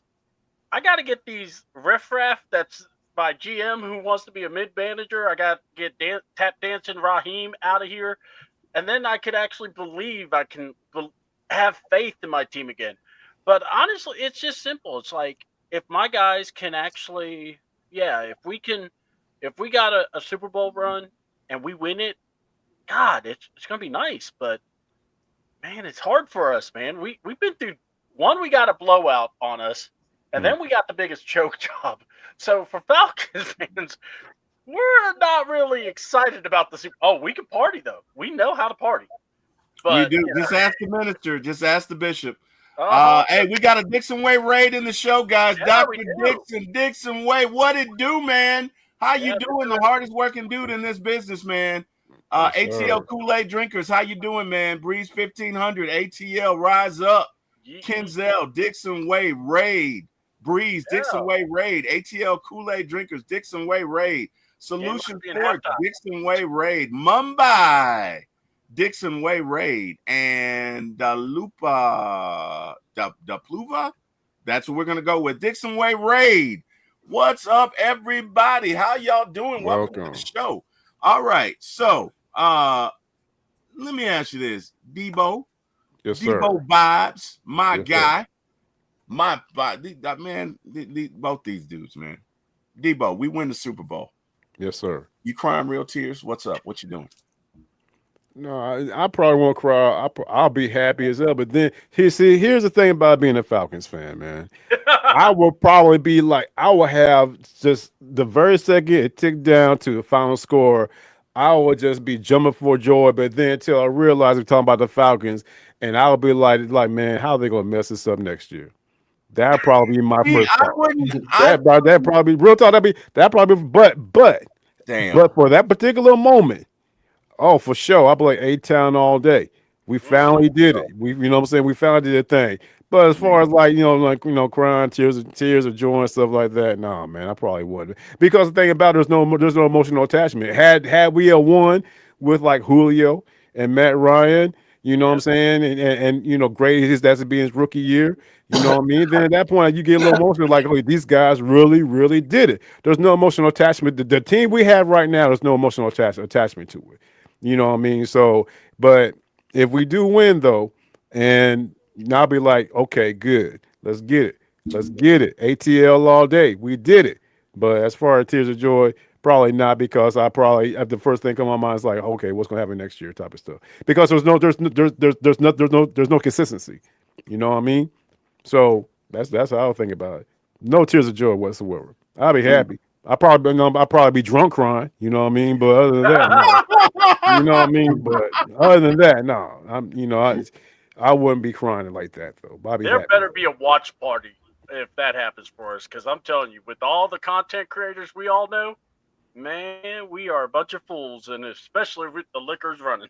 Oh yeah. Well, let me tell you something. If my beloved Atlanta Falcons, Oh, who he's not I saying have please. been watching since 1976 AD, seen a lot of Falcons come and go. You know, I've seen hairstyles change. I've seen clothing styles change. I've seen cars and automobiles change. I've seen presidents change. My Falcons stay eternal. So on that blessed, beloved day, at that magical, majestical moment, when that clock hits zero and my Atlanta Falcons are number one in the land, I'm going to shed some tears, because it ain't just this year's Falcons that's going to win. That's going to be for everybody, Debo. That's going to be for Steve Bartkowski. That's going to be for Matt Ryan. That's going to be for Chris Chandler. That's going to be for Jamal Anderson. That's going to be for William Andrews. That's going to be for Wallace Francis. I could go on, but it will give our beloved Atlanta Falcons some legitimacy as a franchise, and no more will they be able to say 28-3. No more will they be able to see, oh, you Falcons, you're just clowns. They won't be able to say that anymore, because at the end of the day, it's about the name on the front, never about the name on the back. It's about the fact that they rep Atlanta, my city where I live, I love, and will die. And so if my Falcons do win, if I am blessed to still be alive when that clock hits zero, and my beloved Atlanta Falcons are the best team in the world, oh my God, it's going to be a party. Oh my God. I'm going to call everybody I know, even Jordan, and I'm going to talk some shit to Jordan for about 5 minutes. And I think Jordan will congratulate me, because Jordan's a nice guy. I'm going to be honest with you. If the Saints win another Super Bowl and they call me, and Jordan calls me, I'm probably not going to answer. Okay? I'm probably not going to answer. But Jordan is a decent guy, so I know he'll answer. And like the true friend I am, I'm going to talk shit to him, okay? Because he is a Saints fan. But the bottom line is, man, one of you two lucky gentlemen, Jordan or Liam, one of y'all is going to experience great success, and one of y'all is going to experience great failure, man. Let's go ahead and pivot to the Hall of Fame. We have some newly elected Hall of Famers. Jordan, I'm going to let you grab this one. Do you have the list of the folks that are going into the Hall of Fame, Jordan? I do. So Jared Allen, edge rusher for in the late 2000s and 2010s with the Vikings, Panthers, Bears. I might be missing another team. Oh, Chiefs too. He started his career with the Chiefs. Eric Allen, cornerback. He played in the 90s with the Eagles, played with the Raiders. I'm not sure if he played with any other teams. He's most notably an Eagle. Sterling Sharp, one of the greatest primes for any receiver ever, played in the 90s with the Packers, had his career cut short due to injury. And finally, Antonio Gates in his second year of eligibility, a longtime Chargers tight end, one of the arguably the greatest tight end of all time. I feel like he has an argument to be made. All four of them are going to the Hall of Fame. Way too small of a class. I am so angry. I look for with NFL honors and the award ceremony, I look forward to the Hall of Fame more than I do the awards, because the Hall of Fame is something that all players strive for one day. And to see players and contributors and coaches get inducted, it's a heartwarming experience.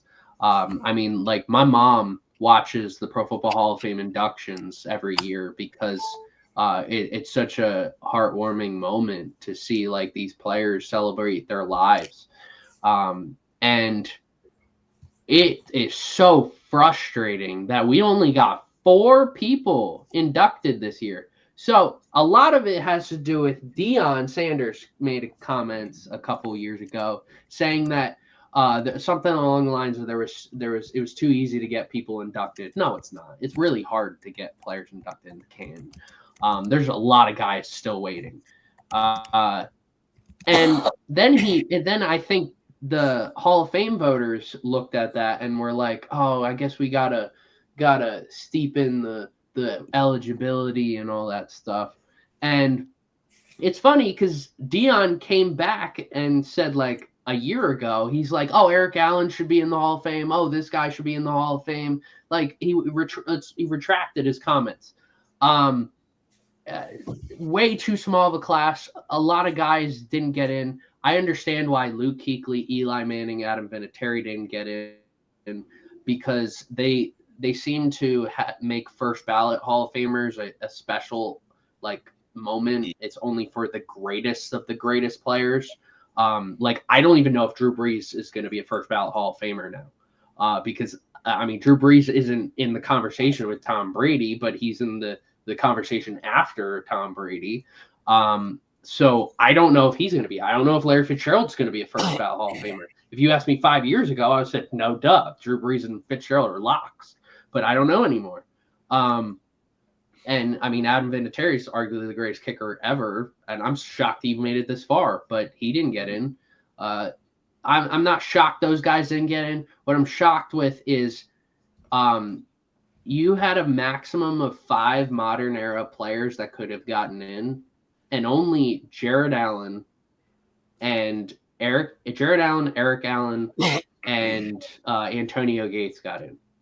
That's the minimum, meaning though they would rather have 2 open spots than induct Torrey Holt, Fred Taylor, Willie Anderson, any of the second year guys I just said, Kuechly, Eli Manning, and Adam Vinatieri.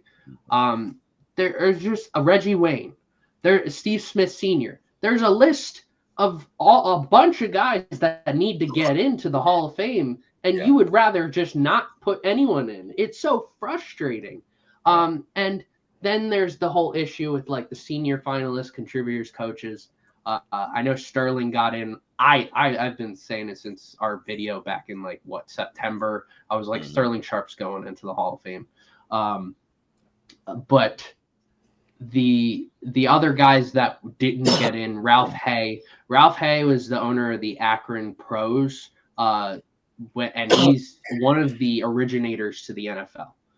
My thought is, if there's a reason that this group of voters is in the room to vote on the Hall of Fame, then that guy should probably be in the Hall of Fame. And Mike Holmgren, I always thought he wasn't going to get in. I think he does deserve to get in, But I don't know. They're very stingy on coaches. I don't really know what they want in a coach to be a Hall of Famer. I don't know. The other two are Jim Tyrer, who he had a murder suicide. He's in my opinion, he has a more than a Hall of Fame career. The issue is how do they divide the personal life and football career to induct this guy into Canton? That's a whole separate issue that has nothing to do with this. So I understand why they may or may not have him in. The other one was Maxie Bond, who's a longtime Eagle linebacker. I think he should be in. Not having him in, I think that sucks. But yeah, they're way too small of a class. It's just awful for all the players, all the families involved, for all those finalists. It sucks. Good deal, man. So let's put it out to the panel. Liam, 4 candidates for our Hall of Fame, or actually 4 inductees: Eric Allen, Jared Allen, Antonio Gates, Sterling Sharp. You know anything about either of these guys? I mean, I loved watching Antonio Gates. Okay. Loved and hated it. He always torched the Chiefs, and it was frustrating watching it. But I just loved the way he played. He was just a great tight end, and he's probably one of my favorite tight ends to play. Him, Tony Gonzalez. So I definitely feel like Antonio Gates deserves to be in, and he was just so fun to watch. Yeah.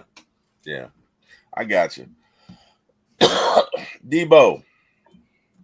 Yes, sir. Eric Allen, Jared Allen, Antonio Gates, Sterling Sharp. Give me your thoughts. Eric Allen, long overdue, man. Growing up, Eric Allen was one of my favorite lockdown corners, man.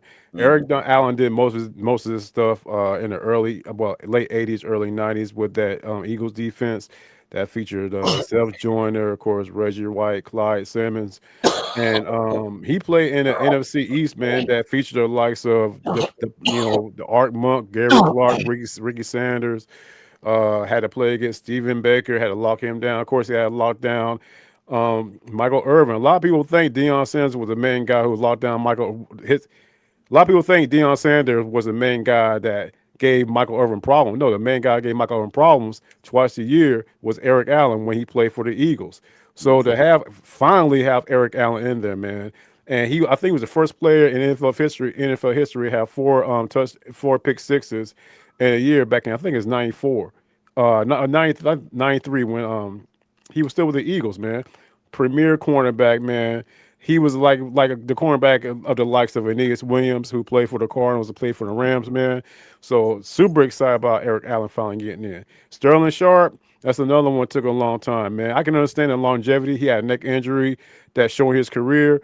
But the things that Sterling Sharp did, and I think like 87, 88, 89 with Don Mikowski, with a quarterback like that, he's still putting up numbers when, a lot of people remember, like I said, the Jerry Rice and the Michael Irvin. Well, Sterling Sharp, he was one of the premier receivers back in 89, 90, man. And then you team him up with Brett Favre. They did some crazy things, for those couple of years they were together before Sterling's neck injury.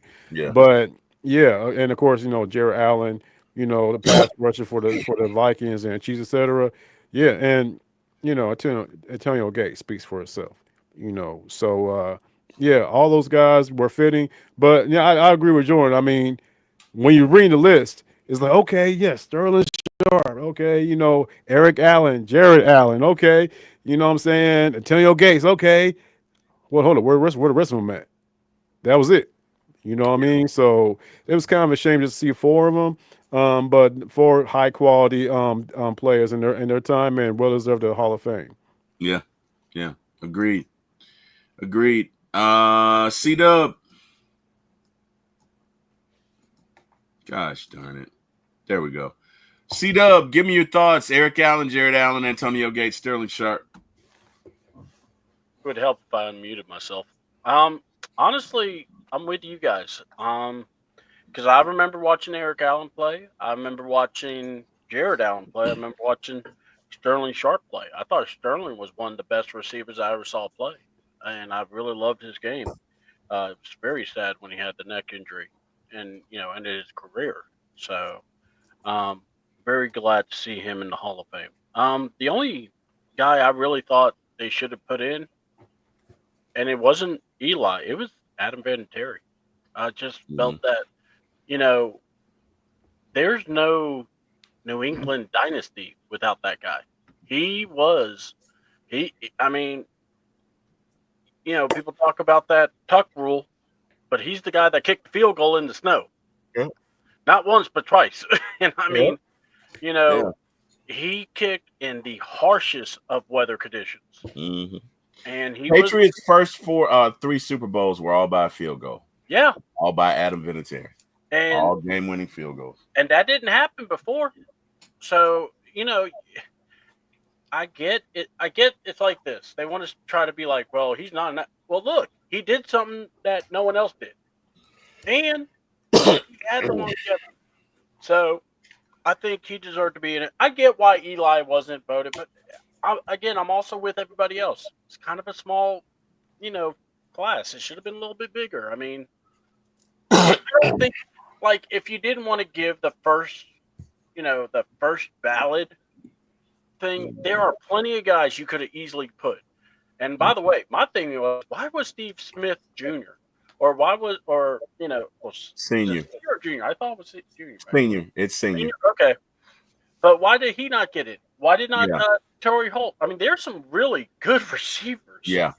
And that's probably the hardest thing I think everyone has to get to the ball is probably wide receiver. Because when they retire, it's kind of like, got, like plaques of wood. It's like, dang, we got all this wood. Yeah. That's exactly what it's like. That's one of the my thing is, if they made the effort, if they're the guys, then put them in there and get them going. They should be honored as Hall of Famers. Yeah, I actually will say I agree with Adam Vinatieri. Adam Vinatieri should be in the Hall of Fame. If there's any kicker that should be, if there's any special teamer that should be a first ballot Hall of Famer outside of Devin Hester, it's Adam Vinatieri. Mm-hmm. Like you guys said, without him, he's the difference maker in their first three Super Bowls. Mm-hmm. I believe he's the greatest kicker ever. I think Tucker still has a ways to go to finish out his career. A lot of kickers by the end of their career start to drop off. We don't know when Tucker's going to drop off. We don't know if Tucker will ever get to Adam Vinatieri's records. I thought when Devin Hester got in that it was going to open the door for special teamers. I was just telling my stepdad this last night that I was like, I thought when Hester got in that it was going to open the door for Brian Mitchell, for Josh Cripps, for Dante Hall, for four more kickers, for Adam Vinatieri, for Gary Anderson. And that wasn't the case. Out of the nominees this year, it was only Brian Mitchell and Josh Cripps. And Adam Vinatieri is the only guy. So I've been looking. I follow this process year round, and after I saw Vinatieri get past the second round, I was like, "Wow, I'm shocked that the Pro Football Hall of Fame voters actually want a special teamer to go this far." I think it's pretty. It's weird the process this year. So apparently, if you're in the top 7 finalists, you are a lock to be a finalist next year. So that means there are 3 finalists locked next year that weren't inducted this year. That is Luke Kuechly, Torrey Holt, and Adam Vinatieri. Those are locked. Okay. So all they need to do next year is get that vote, get the 80% or whatever vote, and they're in.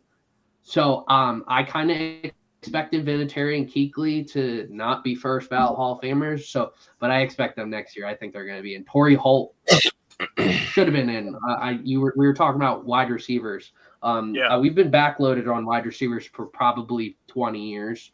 Back when Andre Reed and Chris Carter were taking a while to get in. Marvin Harrison was taking a while to get in.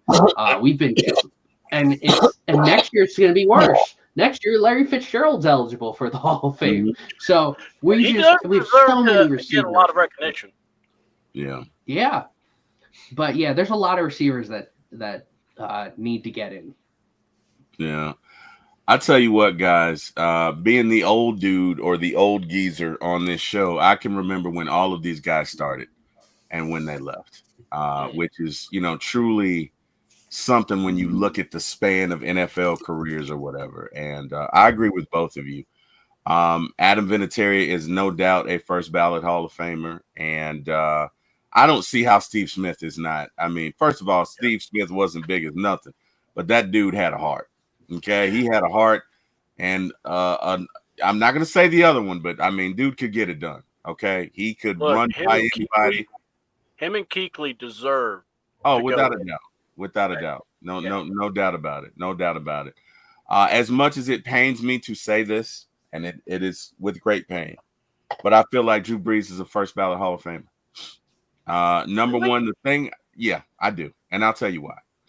Go ahead. The thing about Drew is Drew always put the ball where you could catch it and run. So he hit you in stride, right? It wasn't around you where you could catch it, but now you got to go down. Drew would put that thing where it was away from the defender, but you would catch it in stride and you could run for days. That is the one thing I really appreciated about him. And I mean, I think he's got the numbers. He's got a Super Bowl victory, unfortunately. But I think Matt Ryan is a first ballot Hall of Famer. And if we say Matt Ryan is a first ballot Hall of Famer, you cannot then come back and say Drew Brees is not. So I honestly, in my heart of hearts, as much as it pains me to say, I feel like Drew Brees is a first ballot Hall of Famer. I see, this is where it gets murky for me. I don't think that Eli is a first ballot Hall of Famer. He did win 2 Super Bowls, but over the life of his career, he kind of meandered along, right? Good quarterback. I'm not saying he's not, and I'm not saying he doesn't deserve to be in the Hall of Fame. But to me, he's not a first ballot Hall of Famer. Peyton was, right? Because Peyton was the standard for a long time. Tom Brady didn't get going until Peyton was, towards the end of his career. They had some battles, but Peyton was the standard. In other words, if you were going to play Peyton, the only defense that really figured him out was the Ravens, right? Because they figured out that, okay, half the audibles that he's calling out are not even audibles. So here's what we're going to do. We're going to wait until it's 10 seconds left, because whatever he checks into that time, he can't check out of. And then we'll check out of it. And of course, they had a couple of guys named Ray Lewis and, that ball hawk and Ed Reed. But other than that, Peyton was the standard for quarterbacks for the better part of 10 years. So, yeah, Peyton's a first ballot Hall of Famer. Eli, I don't know.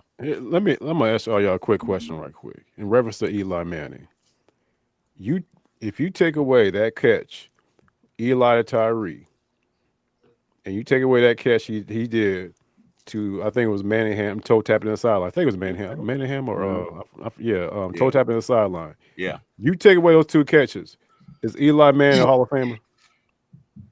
Probably not. He probably is going to be a Hall of Famer, but that's more of, eventually. But here's what I'm going to say. We could say ifs, we could say shoulda, woulda, and we all be drunk. But guess what? Matt Ryan ain't got that ring. Drew Brees does. And Eli's got 2. And Eli had a very high game where they beat the perfect team. Right. So, look, it's one of these. It depends on what the writers are looking at or whoever's voting. My thing, if it's me voting, I would definitely put Eli in. I would put Breezy in, and I would have to tell Matt to wait, because I'm sorry, he only had 1 MVP year, and we know what that year ended up in.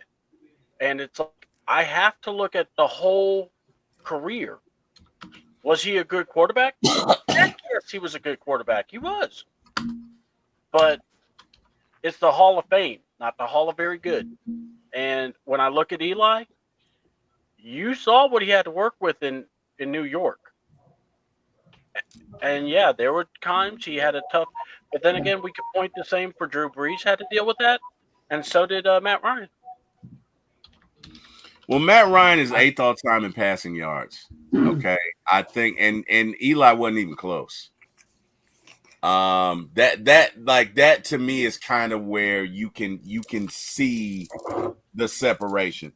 I mean, we got a better defense. Matt has at least one Super Bowl ring, but Matt threw for Eli threw for 57,000 yards.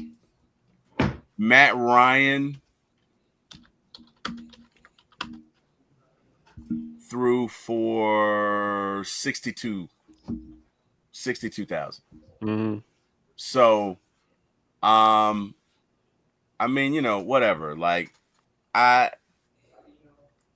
feel like sometimes too much is placed on one game because Matt Ryan, his QBR for the Super Bowl that we lost was like the 3rd highest ever, right? And we lost. I don't think it was anything Matt could have done. But yet we penalize, and I hear you, because the rest of the world thinks like what you just said, Chris. C-Dub. They're gonna be like, hey, you know what? He didn't win a Super Bowl. Probably not gonna be the first one. Whatever. To be honest, they all deserve to get in. But if it's me, I'm taking Matt. I'm taking Matt over Eli. And for me, if it was me, it's Matt and Drew Brees, and then Eli probably a year after. Here's what I think is going to happen. So, so I want to give some backstory. I found this out this morning. Apparently, Eli was not in the top 10 players of the 15 modern era finalists. Eli was not in the top 10 players that had the best chance of getting inducted.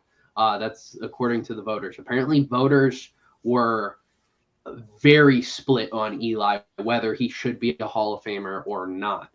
Right. I mean, a lot of people will talk about like, okay, if you took away Eli's 2 Super Bowls, and I'm like, well, he finished top 10 statistically in passing yards and touchdowns in his career. Mm-hmm. And I will say this. I don't think there's many quarterbacks that I've gotten to watch that could always go toe-to-toe with the greatest quarterbacks of all time. Now that's true. I mean, Eli. I mean, I remember when Drew Brees threw 7 touchdowns in a game, and Eli's out there throwing 6 touchdowns in that same game. Yeah. And then Eli beat Aaron Rodgers and Brett Favre in the playoffs. Then he beats Tom Brady twice in the Super Bowl. Yeah, playoff Eli is a little different. I'll give you that. He rises to the occasion. I will give you that. He's never been like the most consistent guy in the world. He's also had very different teams around him when he's found success. Like that 2017 compared to that 2011 team, compared to the team when they had Saquon and Odell. Just all these very different teams. But Eli, he always found a way. And I think there's something memorable for Eli. I think when you talk about the history of pro football, I don't think you can talk about the history of pro football without Eli Manning. And that's kind of why I think he should be in the Hall of Fame. And getting to Rivers. I was going to talk about Philip Rivers, but Matt Ryan. I kind of put Matt Ryan in the same conversation as Philip Rivers. I think both should be in the Hall of Fame, but I wouldn't be shocked if they take a while. I wouldn't be shocked if they're senior nominees when they get inducted. It could happen. I think. Because I think there's Hall of Famers right now that never won a Super Bowl that are in it. Dan Fouts never went to a Super Bowl. He's in the Hall of Fame. Dan Marino never won. Yeah, and I think Matt Ryan deserves to be in the Hall of Fame. I think Philip Rivers deserves to be in the Hall of Fame, but I kind of put them in the same breath. I think if Rivers doesn't get in, I wouldn't be shocked if Matt Ryan doesn't get in. And I don't see why they shouldn't. It's just Eli has kind of the outline of a Hall of Fame career. He doesn't have the inside. The inside's where there's the issue. He is the basic outline for what makes a Hall of Fame career. He's got multiple Super Bowl rings. He finished his career statistically top 10 all time in yards and touchdowns. And he's got like 4 Pro Bowls to his name. So he's got a couple of awards. So, I mean, he's got the basic outline for what should be a Hall of Fame career. But I don't think he gets in next year. I think he's going to have to wait another year. Next year's class is huge. Between Breeze and Fitz, Frank Gore, LaShawn McCoy. There's a lot of guys on top of the guys who are coming in from last year's class, but next year's class looks enormous. Yeah. No, I think you're right. It's still, man, a lot of great players, and hey, you know what a privilege to have seen that and to have witnessed all of that history. And speaking of history, before we leave, we would be remiss if we did not discuss Mrs. Virginia Hallis, who was a one-time Bears owner and recently died. Was it yesterday? Jordan? Yeah. Okay. So, Jordan, I know you wanted to say a few words about her. Go ahead. Yeah. I mean, when George Halas got ownership of the team when the NFL first started, I mean, he went on to become one of the foundational pieces of the NFL and pro football. So George Halas his legacy alone, you can't even quantify it. So he ended up passing away in '83, and that's when Virginia Halas, his daughter, got ownership of the team.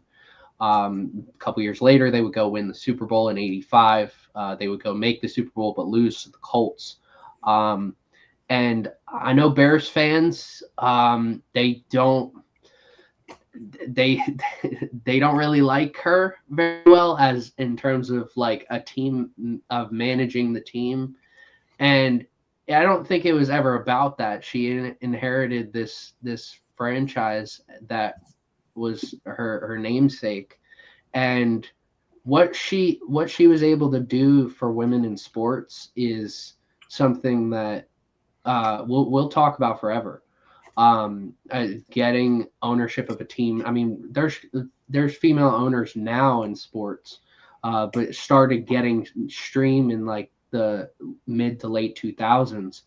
But she's been the owner since the 80s, since the mid 80s. And she has been such a foundational piece to one of the greatest franchises in sports history. I don't think I think she. So we're talking about the Hall of Fame. I think she might end up being the first female, first woman inducted into the Hall of Fame.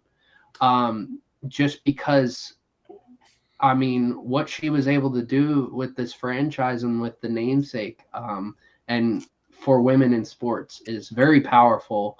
And we lost a role model, a superhero. And she will definitely be missed. Well, hey, thank you for that, Jordan. I really appreciate that, and I agree with that sentiment wholeheartedly. She may be the first female in the Hall of Fame, and if so, hey, man, bring it on. You know, look, it's about what you can do at the end of the day in certain jobs, and you know, whether you are male or female, it shouldn't matter. If you can get the job done, you can get the job done. So, hey, condolences to the Hallis family. She was what, 100? You say, Jordan, or 102? 102. So that's a full life, man. That is a full life. 102. She actually, she would tell stories. I've watched interviews of her over the years because she's seen more football than Bill Belichick has. Right. But I've heard her tell stories about Bronco Nagurski, about Sid Luckman, about Dick Butkus, Gail Sayers, Walter Payton. There's not many human beings in this world that could do that, and she was able to do that.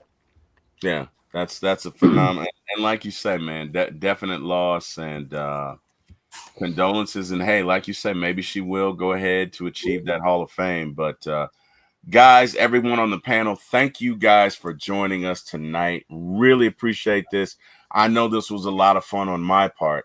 I hope it was fun on yours. I truly enjoyed myself. But then, I tend to do that because, I'm just goofy like that. So whatever. I look at, we can come back and do this. The Super Bowl is over as of Sunday. So if you guys want to come back Friday and we can have an after Super Bowl review and talk about everything that happened. Liam, let me tell you something, brother. You're welcome to come on this show anytime you like, man. Anytime you want to come on here, man, you're welcome to. Hopefully it'll be after a loss. I shouldn't say that. Hell, I'm gonna say it. Hopefully it'll be after a loss, but whatever, man. If you guys win, you win. You'll be the first three-peat, and it won't be anything I can say. You know what I mean? Everybody wants to see history. I mean, it'll be history, man. You know what I mean? You, whatever I say, you could be like, whatever, man, three-peat. You know what? You didn't have to say anything. You just hold this up. Hey, man. Hey, you see this? You see this? Nobody ever done it, T-Will. And T-Will won't be able to do anything but shut up and say you're right. So, Hey, man, Liam, tell these folks where they can find you. Do you do any podcasting? Are you out there? Tell these folks where they can find you. I don't do any podcasts, but I'm on Instagram. I think it might just be Liam McRae. So. Well, Liam, we're gonna see what we can do to change about that because you're just a hell of a nice guy and you really ruined my attempt to convert you into one of us. But don't worry, I'm still gonna try. So I'm not gonna give up on you, Liam. His team is successful. He can't be one of us. It's just one of those things, Terry. Yeah, that's that's what it is. He's experienced so much success. He's like, whatever. You guys and your trivial stuff. Hold on. I'm about to have 4 rings. That used to be the quarterback for his team. Yeah, man. Yeah. Okay. Steve Bono. Fair enough. Fair enough. Mr. Jordan, sir, as always, man, first of all, friend of mine, love this guy. He and I will be one day doing a Marvel team up show for all the Marvel movies. One day we're going to get it together. Who are we waiting on? We're waiting on me. T-Will got to get his shit together. But anyway, Jordan, tell these folks where they can find you, man. You can find me at Ultegacy, Ultegacy. Liam's on there too. Liam posts articles. He's in some videos too. We'll do like baseball videos occasionally, football videos with Jason and James and other people if you've seen any of our other videos. But Ultegacy on all platforms. Yeah, I'm pretty sure every single platform, but we're going to try and focus more on Blue YouTube Sky. this year. Blue, you're going to try Blue. Oh, you're focusing on YouTube. Okay. Gotcha. Yeah. Gotcha. Okie doke. Well, hey, man, as always, bro, you're welcome. Thank you for joining me. Appreciate that. Debo Vibes, my other podcast brother that I podcast with on Tuesdays and Fridays, man. Tell these folks where they can see you. And Debo, we've been talking so long, I'm hungry. So what you got for me? Because I know you're a foodie. I know you're always at somebody's spot and you live close to me, Debo. So I'm going to give you an opportunity to preview a restaurant right here. Okay. I'm hungry as hell. It's what time? 9:30. As soon as I get off this podcast, big boy, and you know what I mean when I say big boy. That's right. This baby's about 8 months overdue. Big boy got to give him something to eat, man. Give me something. What? Something out near McDonough, man. Where am I going? What's up? Ooh, McDonough, man. I was going to send you up here to Clayton County, man, but gee whiz, McDonough. I got a thing on that. I got nothing. I got something for Stockbridge for you, man. Okay, what you got? What you got for Stockbridge? That's not too far. It's Wings on Wheat. Have you heard it before? Have you heard of Wings on Wheat before? They sell some banging wings, man. Like they got like 50 flavors, man. Good flavored wings.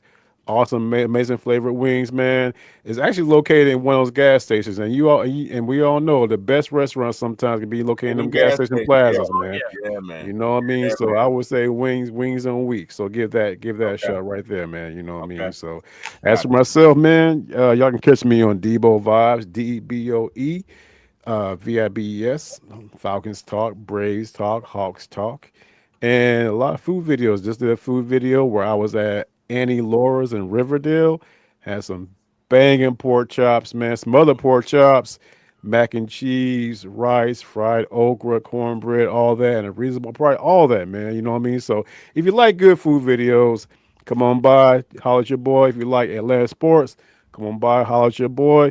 And you'd be glad you did. I'd be greatly appreciative if you did. So, but as always, to you, Will, man, thank you for letting me on a platform. You know what I'm saying? Liam, Jordan, nice meeting y'all, man. And we'll see what happens with you two on Sunday, man. When the Eagles and the Chiefs play, I got the Eagles winning, and my dark horse MVP is Noah Smith Jr., the Oh linebacker. shit! Now, what's the score? What's the final score? Final score is 24-14 Eagles. That's what's up. That's what's up. All right. All right. We definitely appreciate you. Ladies and gentlemen, I have to really this next young man came into my life probably about 6-7 months ago and has really helped me to build a lot in podcast. I don't give him a lot of credit, you know what I mean? But if there was a Jonathan, if there was a Robin to like, you know what I mean, this dude has helped me so much, man. He's helped me to assemble shows. Y'all just don't know what me and C Dub go through on on you really don't. But I can't thank him enough. He's been closer than a brother. Always upfront, always straight up, always here to support. And I really just got to give him his due because he's always there for me. So, C-Dub, I love you, man. I want you to know that, and I appreciate you. And just tell these folks where they can find you, brother. Well, let me go ahead and say this too, because we had Ladarius here earlier, and I know he had to run, but you can find him at Ladarius_Brown over on YouTube. Man's coming up with a lot of good stuff too. Me and him, we work together a lot on wrestling and a lot of podcasts on football. Now that the football season's over, well, wrestling's heating up because we got the Rumble, or we're past the Rumble. Now we're going to WrestleMania season, so we're looking forward to that. To find me, C28. That's the YouTube channel, and CAAWTN. That's where I'm on Twitter. I'll be. I look for articles and I'll repost. I may have my comments on a few, and then we just come out here and yeah, Terry's an awesome dude. I appreciate you a lot. I'm glad you're getting better, but like I said, bro, you want to make sure you get 100% better. We want you back on normal like we normally have you.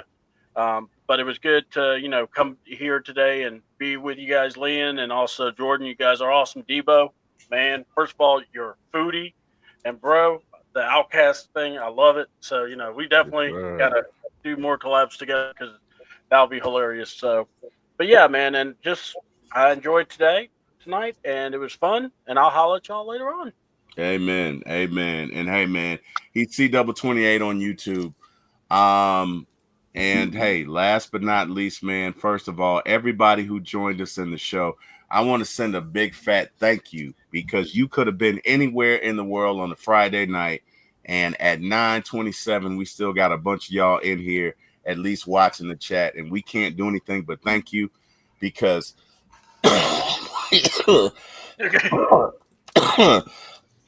sorry about that. We couldn't do this without you. We could not do this without you. So first and foremost, again, you could have been anywhere in the world. You chose to be with us. I want to say thank you. I appreciate you. And please continue to come back. We all appreciate you guys joining us. And look, we just appreciate being able to talk about the Falcons and really the NFL. As you know, Jordan and Liam, they got teams too. We appreciate being able to talk football with y'all, man. Just been able to come together and put down the cares of the world. Lord knows there's so much going on, and just establish a safe space where we can just be family and talk about football, man. So I think it was great. I really enjoyed it. Thank you to everyone who joined us. Appreciate that. I hope you guys stay safe this weekend and have an excellent Super Bowl experience. Whether you are going to the Super Bowl, whether you're going to the Super Bowl party, whether you're going to be like me and enjoy the Super Bowl at home, because I got the cooties, don't want to give them to anybody. But hey, man, I just hope you guys have a great weekend. Enjoy yourself. Number one, I got to thank God. Would not be here without him. Thank you, Lord Jesus. Would not be here without you. You woke me up this morning. You continue to do that. He's an awesome God. Can't do anything but praise him. Last but not least, want to give some shout outs to everyone on the panel. Want to shout out to Miss Carrie from One Time for the Fan, Jack Spade, One Time for the Fan, Bodie 3000 from One Time for the Fan. Definitely everybody on Beard Gang, which is Mr. C Double, Ladarius Brown, his band of renown, Ronnie Thomas, who's not here because he's having issues. Shout out to my other podcast mate, Mr. Debo Vibes. Thank you for that. Shout out to Chris A1, who's always helping me. Shout out to Berto Damas or Berto from 95 North, Smitty, 10K, Big Low, as well as Uncle Steve. And I'm sure somebody I forgot charged it to my head, not my heart. Last but not least, I want to thank Mr. Jack Spade and Mr. Eric Parker for giving me my start in this business. Would not be here without you, gentlemen. Everybody enjoy the Super Bowl. Enjoy your NFL weekend. Have a great time. And we will see you here Monday morning to talk about the whole thing. Be safe. Good night, everybody. Thank you all.